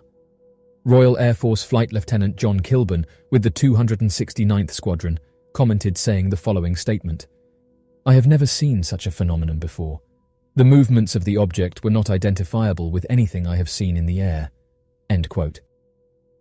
Despite efforts made by the British government, the story of the Topcliffe sighting was leaked to the press and made the headline for the front page edition of the September 20th copy of the Yorkshire Evening Press and the headlines for the September 21st copy of the Sunday Dispatch. As mentioned earlier, this event happened after mysterious aircrafts were seen above Washington. Many people will say that if advanced life forms truly existed, then these visitors from another planet would quickly fly to the leaders of our world and confront them with their concerns or agendas. Depictions from old science fiction movies of the early 1900s showcase this thought more so than others, with props of unidentified objects landing on the White House lawn, filled with alien life attempting to approach the leader of the free world. However, what many are not actually aware of is that back in 1952, this very much proved to be the case. Later referred to by Project Blue Book specialists as the invasion of Washington, D.C. For roughly 8 consecutive days from July 19th to July 27th, the most publicized sightings of mysterious aircrafts took place above the nation's capital. Not only was there a tidal wave of reports that flooded in from the general population, but the reports consisted of high officials and members of the military and Air Force. One of these reports took place at 11:40 in the evening on Saturday, July 19th, and this was from a man by the name of Edward Nugent. Mr. Nugent was an air traffic controller at the Washington National Airport and detected 7 objects on his radar moving at speeds, flight paths, and directions that no known human craft could have produced at the time. Nugent later wrote the following: "We knew immediately that a very strange situation existed. Their movements were completely radical compared to those of ordinary craft." End quote. This was merely the first report out of hundreds of sightings that took place during that time. This later caused a climax by then-President Harry Truman, who ordered the Air Force to investigate and provide an explanation for the wave of sightings and odd radar information data. This further led to involvement from the Central Intelligence Agency that worked with the Office of Scientific Intelligence and the Office of Current Intelligence to lead their own investigations into the matter. Given the credibility of the witness reports, the information retrieved by air traffic controllers and radar data specialists, and further investigations led by the Central Intelligence Agency, the existence of mysterious aircrafts seemed certain. Even with the abundance of evidence and eyewitness testimonies, the United States Air Force Director of Operations said the objects were stars. Many spoke out about this explanation and said that countless military officials tracked these objects and said there was no way these crafts were meteors or stars. Nikola Tesla was a Serbian-American inventor, electrical engineer, mechanical engineer, and futurist. He is best known for his contributions to the design of the modern alternating current electricity supply system. Tesla was born in Smiljan, Croatia, then part of the Austro-Hungarian Empire, and studied engineering and physics in Austria and Czech Republic. After working for several years in Europe, he emigrated to the United States in 1884. In 1887, Tesla developed the concept of the alternating current electrical supply system, which is still used today for power transmission and distribution. Tesla also invented numerous other electrical devices, including the Tesla coil, a type of resonant transformer used in wireless communication, and the Tesla turbine, a bladeless turbine that uses fluid to generate power. Tesla was a prolific inventor and held over 300 patents in his lifetime. He also contributed to the fields of robotics, radar, and computer science. Despite his many accomplishments, Tesla struggled financially in his later years and passed away in relative obscurity in New York City in 1943. However, his legacy has endured, and he is widely regarded as one of the greatest inventors of all time. Going back a few years ago, the FBI released 64 pages of unreleased documents, and these were of particular interest because for many years theories had been floating around as to why Tesla's work was collected by the government. Many argued that the majority of Tesla's inventions would never work, so if this was the case, why then did the United States government quickly swoop in and collect his work shortly after he had passed away? Even the Central Intelligence Agency has released some interesting documents about the inventor, and again have detailed that they collected some of his work shortly after he passed away. As many have pointed out, something had obviously caught these agencies' attention, as they soon collected his work in order to comb through what he had been working on. One of their reasons for doing this was to ensure that any work of his didn't get into the wrong hands. For this reason, they decided it would be best if the documents remained in the property of the Office of Alien Property Custodian. However, this was until the documents and other pieces of Tesla's work mysteriously disappeared after the war. Interestingly, one document that was released by the Central Intelligence Agency reads as follows. He was particularly interested in high-frequency mechanical and electrical vibrations. He once claimed that, with only a pocket-sized vibrator, he could generate tremors that would split the Earth in two. Some of his experiments were fantastic, like something out of an early film version of Dr. Frankenstein's monster. He built enormous coils at his laboratory near Colorado Springs, with which he generated up to 12 million volts of electricity and hurled bolts of artificial lightning hundreds of feet through the air. End quote. Much of what he did was shrouded in mystery, and some of his experiments have never been duplicated. Some admirers claim that Tesla foresaw the so-called Star Wars program. He tried to sell the War Department on the idea of building death rays that he claimed could melt enemy warplanes at distances of hundreds of miles. Some of those papers are held even now in the archives of various United States intelligence and defense agencies, where they are studied for clues that might be useful in modern weaponry. These are some extracts from the official FBI documents that got released. On 26th and 27th of January 1943, an examination was made of the technical papers of Dr. Nikola Tesla, which after his death had been stored in the Manhattan warehouse in New York City. This examination was made for the purpose of determining if any ideas of significant value in the present United States war effort could be found among his possessions. Participating in this examination were Mr. John C. Newington, New York Office of the Alien Property Custodian, Dr. Charles of the Washington Office of Scientific Research and Development, and John G. Trump of the Office of Scientific Research and Development of Massachusetts Institute on Technology. The following papers, which were regarded as typical of Nikola Tesla's writings and thoughts in the period of 1925 to 1942, were removed for the purpose of record and listed below in random order in which they were found, together with a brief individual abstract. Exhibit A, Possibilities of Electrostatic Generators. An updated article probably written about 1934, discussing the possibilities, as a source of high-voltage DC power of the Van de Graaff type of electrostatic belt generator. The article states correctly the electrostatic principles employed in this device and points out that suck generators are not suitable for commercial high-powered applications, though of undoubted scientific value. Tesla's wireless tower, erected in 1902 on Long Island, is stated in this memorandum to have charged to 30 million volts. Exhibit B, reactive force of glycerin and dynamite. An undated memorandum involving some calculation of the explosive power of certain compounds, and then deviating to a discussion of the possibility of transmitting power by mechanical vibrations along the Earth's crust. Exhibit C, process of degasifying, refining and purifying metals. A 40-page memorandum probably written about 1930 dealing with the above subject and proposing new theories of capillarity and surface tension. These correspondence indicated that this had been submitted to various industrial companies. Exhibit D, replying to Antorg regarding the generation of high voltage and acceleration of charged particles.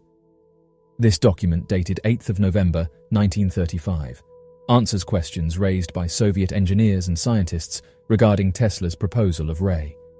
From this answer, it's deduced that the proposal concerned the generation of high voltages by electrostatic means.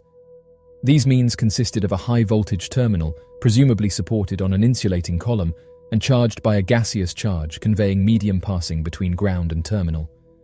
The ideas contained in this memorandum are fairly similar to the bolt conveyor electrostatic generator methods proposed by Van de Graaff, and do not appear to offer any unusual features. Exhibit E, Art of Telegeodynamics, or Art of Producing Terrestrial Motions at Distance. This document, in the form of a letter dated 12th of June 1940 to the Westinghouse Electric and Manufacturing Company, proposes a method for the transmission of large amounts of power over vast distances by means of mechanical vibrations on the Earth's crust.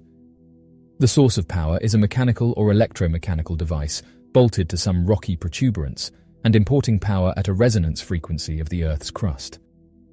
The proposed scheme appears to be completely visionary and unworkable. Westinghouse's reply indicates their polite rejection of this idea. Tesla said the following during an interview: "I wanted to illuminate the whole Earth. There is enough electricity to become a second sun. Light would appear around the equator as a ring around Saturn. Mankind is not ready for the great and good. In Colorado Springs, I soaked the Earth with electricity. Also, we can water other energies, such as positive mental energy. They are in the music of great composers or in the verses of great poets. In the Earth's interior, there are energies of joy, peace, and love. Their expressions are a flower that grows from the Earth, the food we get out of her, and everything that makes man's homeland. I've spent years looking for the way that this energy could influence people. The beauty and the scent of roses can be used as a medicine, and the sun rays as a food. Life has an infinite number of forms, and the duty of scientists is to find them in every form of matter. 3 things are essential in this. All that I do is search for them. I know I will not find them, but I will not give up on them." Many who worked with Nikola Tesla, along with documents that have been released in recent years, show that Tesla created or at least worked on a device known as a death ray or peace ray. It's reported that this incredible device could destroy or disable enemy targets using directed energy. What's interesting about this is that in recent years the United States Navy has come forward and said that they are now actively using this technology, saying that it has the ability to shoot targets out of the sky. In fact, the United States Navy said that they are now in possession of the most powerful laser on the planet. Some have questioned whether this technology came from Nikola Tesla. Tesla did have an interest in directed energy and particle beam technology, and he did conduct experiments related to these fields in the later years of his life. However, it's unclear whether any of these experiments ever produced a practical weapon, or whether they were simply theoretical in nature. In any case, Tesla was known more for his contributions to electrical engineering, including the development of the alternating current electrical system, wireless communication, and numerous other inventions that have had a significant impact on modern technology. In his life, Nikola Tesla had hundreds of patents and was considered a master of his time, being able to look at things with an open mind, one of these being the vibrational properties of the space around us.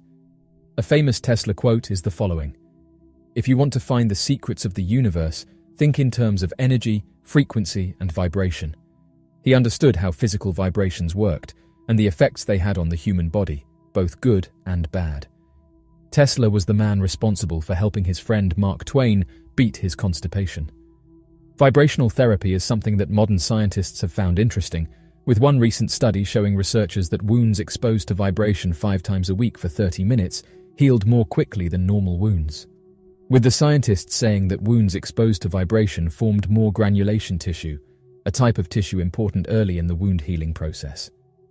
Nikola Tesla penned an open letter to talk about the process, saying the following: "During the past few weeks, I have received so many letters concerning the same subject that it was entirely beyond my power to answer all of them individually.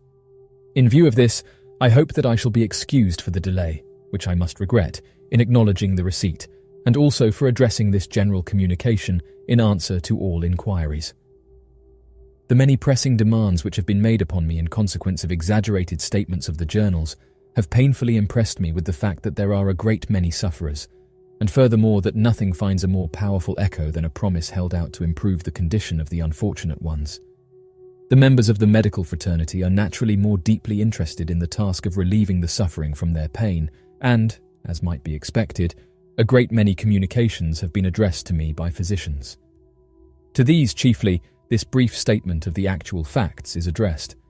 Some journals have confounded the physiological effects of electrical oscillations with those of mechanical vibrations, this being probably due to the circumstance that a few years ago I brought to the attention of the scientific men some novel methods and apparatus for the production of electrical oscillations, which I learn are now largely used in some modification or other in electrotherapeutic treatment and otherwise. To dispel this idea, I wish to state that the effects of purely mechanical vibrations, which I have more recently observed, have nothing to do with the former. Mechanical vibrations have often been employed locally with pronounced results in the treatment of diseases, but it seems that the effects I refer to have either not been noted at all, or if so, only to a small degree, evidently because of the insufficiency of the means which have eventually been employed in the investigations. While experimenting with a novel contrivance, constituting in its simplest form a vibrating mechanical system, in which from the nature of the construction the applied force is always in resonance with the natural period, I frequently exposed my body to continued mechanical vibrations. As the elastic force can be made as large as desired, and the applied force used be very small, great weights, half a dozen persons for instance, may be vibrated with great rapidity by a comparatively small apparatus. I observed that such intense mechanical vibrations produce remarkable physiological effects. They powerfully affect the condition of the stomach, undoubtedly promoting the process of digestion and relieving the feeling of distress, often experienced in consequence of the imperfect function of the organs concerned in the process. They have a strong influence upon the liver, causing it to discharge freely, similarly to an application of a cathartic. They also seem to affect the glandular system, notably in the limbs, also the kidneys and bladder, and more or less influence the whole body. When applied for a longer period, they produce a feeling of immense fatigue, so that a profound sleep is induced. The excessive tiring of the body is generally accompanied by nervous relaxation, but there seems to be a specific action on the nerves. These observations, though incomplete, are, in my own limited judgment, nevertheless positive and unmistakable. And in view of this, and of the importance of further investigation of the subject, I prepared about a year ago a machine with suitable adjustments for varying the frequency and amplitude of the vibrations, intending to give it to some medical faculty for investigation. This machine, together with other apparatus, was unfortunately destroyed by fire a year ago, but will be reconstructed as soon as possible." End quote. Google Earth, a popular online mapping platform, has revolutionized the way we explore our planet. Beyond its utility in mapping cities and landmarks, Google Earth has inadvertently become a tool for enthusiasts and researchers to search for unexplained aerial phenomena. This mysterious triangular-shaped object was found by someone who was scanning Google Earth, and the coordinates bring you to San Antonio, New Mexico, interestingly near the Holloman Air Force Base.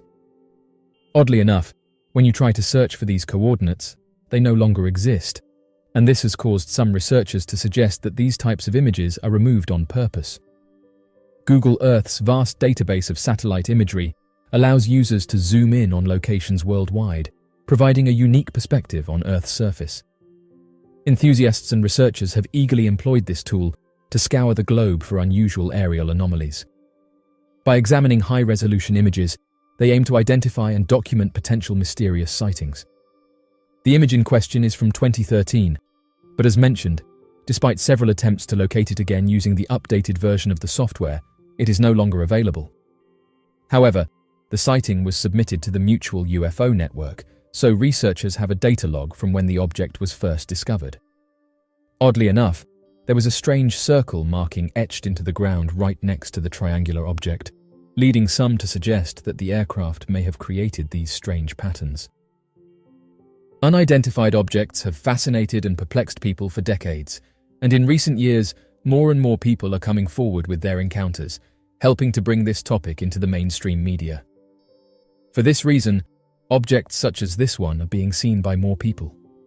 Among the various shapes and forms reported, one of the most intriguing and frequently observed is the mysterious black triangle. Triangle-shaped objects, also known as black triangles, are characterized by their distinct shape, resembling an equilateral or isosceles triangle. Witnesses describe these objects as immense in size, with each side measuring hundreds of feet.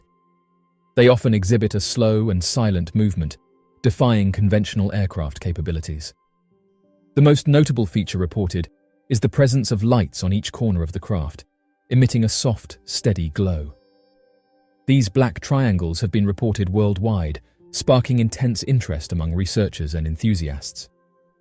One notable incident occurred in Belgium during the late 1980s.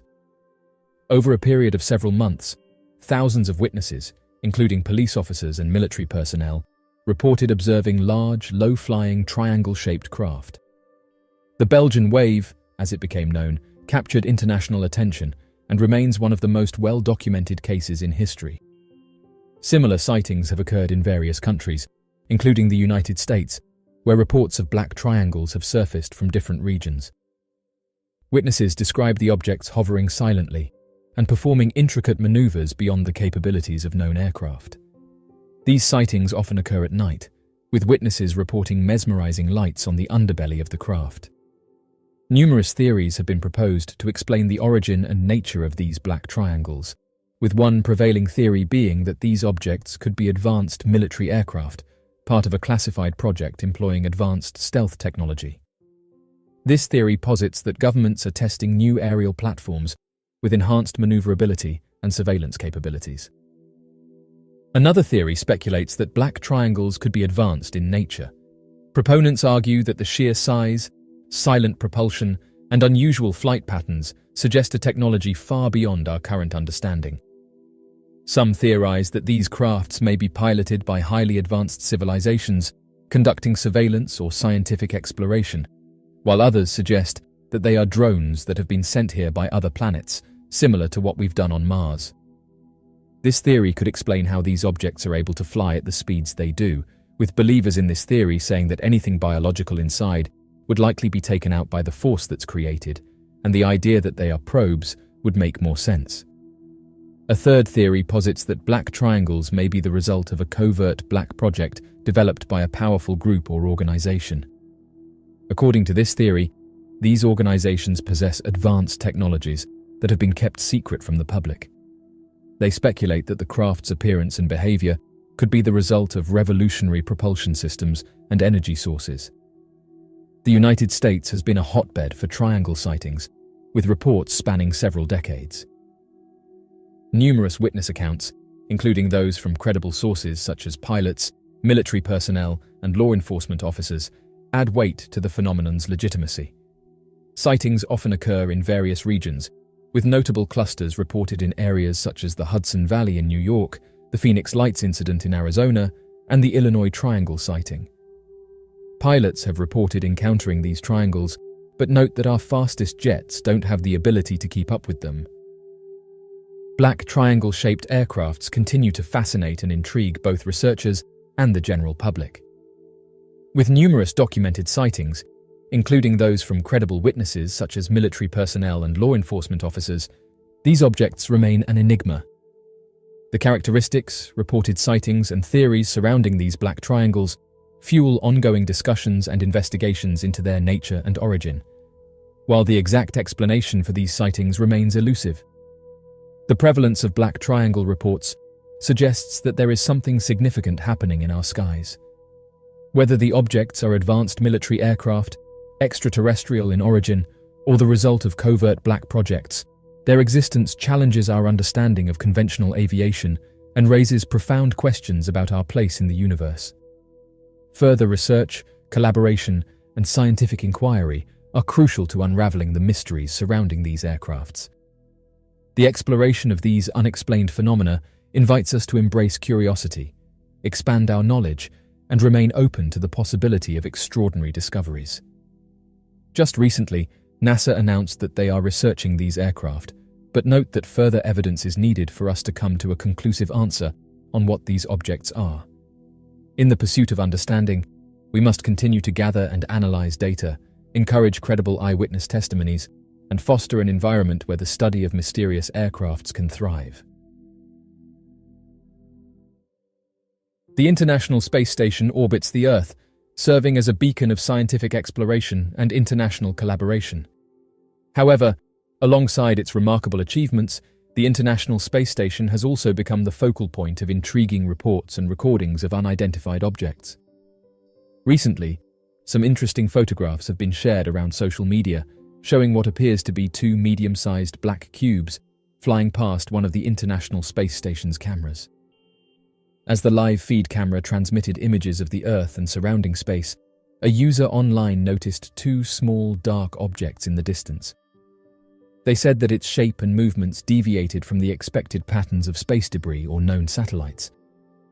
Intrigued, they started to take some screenshots in the hopes of better understanding what it was that they witnessed. They said that the objects were in the shape of a cube, saying that it maneuvered gracefully through the vast emptiness of space. The user said that it flew past the camera within a matter of seconds and displayed agility and speed beyond the capabilities of any known human-made spacecraft. With the mysterious object captivating their attention, they knew that they were witnessing something strange, and so quickly grabbed some screenshots. They said that the object's flight patterns and advanced maneuvers challenged conventional understanding, raising questions about its technological capabilities and potential nature. After sharing the photographs online, some suggested that the small black objects were advanced reconnaissance probes from an advanced civilization observing humanity's activities from afar. Others theorized that it could be a result of a top-secret military experiment, pushing the boundaries of aerospace technology. Regardless of the explanations, the sighting opened up a world of possibilities and triggered discussions about the existence of intelligent life beyond Earth. However, despite numerous attempts at trying to explain what these objects were, they remained a mystery. Interestingly, those who saw the photographs said that this isn't the first time that these objects have been captured on the International Space Station's live cameras, and said that over the years, a variety of strange objects have been captured. Although NASA and other space agencies have said that these objects are nothing of interest and can normally be explained as things like space debris and camera glitches, this hasn't stopped users from investigating further, noting that every so often these objects can be seen during the live streams. Whether these two small black objects were an otherworldly visitor, a product of advanced human technology, or something else entirely, its presence has left many unanswered questions, and as humanity continues its voyage of discovery, the enigmatic encounter serves as a constant reminder that the universe is full of surprises, waiting to be discovered. As mentioned, numerous recordings from the International Space Station have captured objects appearing in the frame, exhibiting unconventional flight patterns and unexplained characteristics. Eyewitness accounts and footage reveal sightings of spherical, cylindrical or disc-shaped objects maneuvering near the space station. These objects often exhibit high speeds, abrupt changes in direction, and anomalous behavior that cannot be easily explained by known space debris or natural phenomena. Several explanations have been proposed to account for the mysterious objects caught near the International Space Station. One possibility is the presence of space debris or satellites, which can occasionally pass by the station. However, the distinct flight patterns and behaviors observed in some cases defy the characteristics of typical space debris or known satellite movements. Another explanation involves misidentifications or lens flares caused by light reflections or internal optics within the cameras. Such optical phenomena can create the illusion of objects or anomalies in the recorded footage. However, the consistency of witness reports and the corroboration between different camera angles challenge the notion that all sightings are mere artifacts. The sightings of these mysterious objects have fueled speculation about potential advanced civilizations. Proponents of this hypothesis argue that the peculiar flight patterns and advanced technology displayed by these objects suggest the presence of intelligent life monitoring our planet or interacting with the space station. While this hypothesis is intriguing, it remains speculative, as definitive proof of advanced activity is yet to be established. The complex nature of this phenomenon requires rigorous scientific investigation and analysis of available evidence to ascertain the true nature of these sightings. The realm of outer space has always been shrouded in mystery, and astronauts, as intrepid explorers, are no strangers to encounters with the unknown. Several astronauts have come forward with accounts of mysterious aircrafts.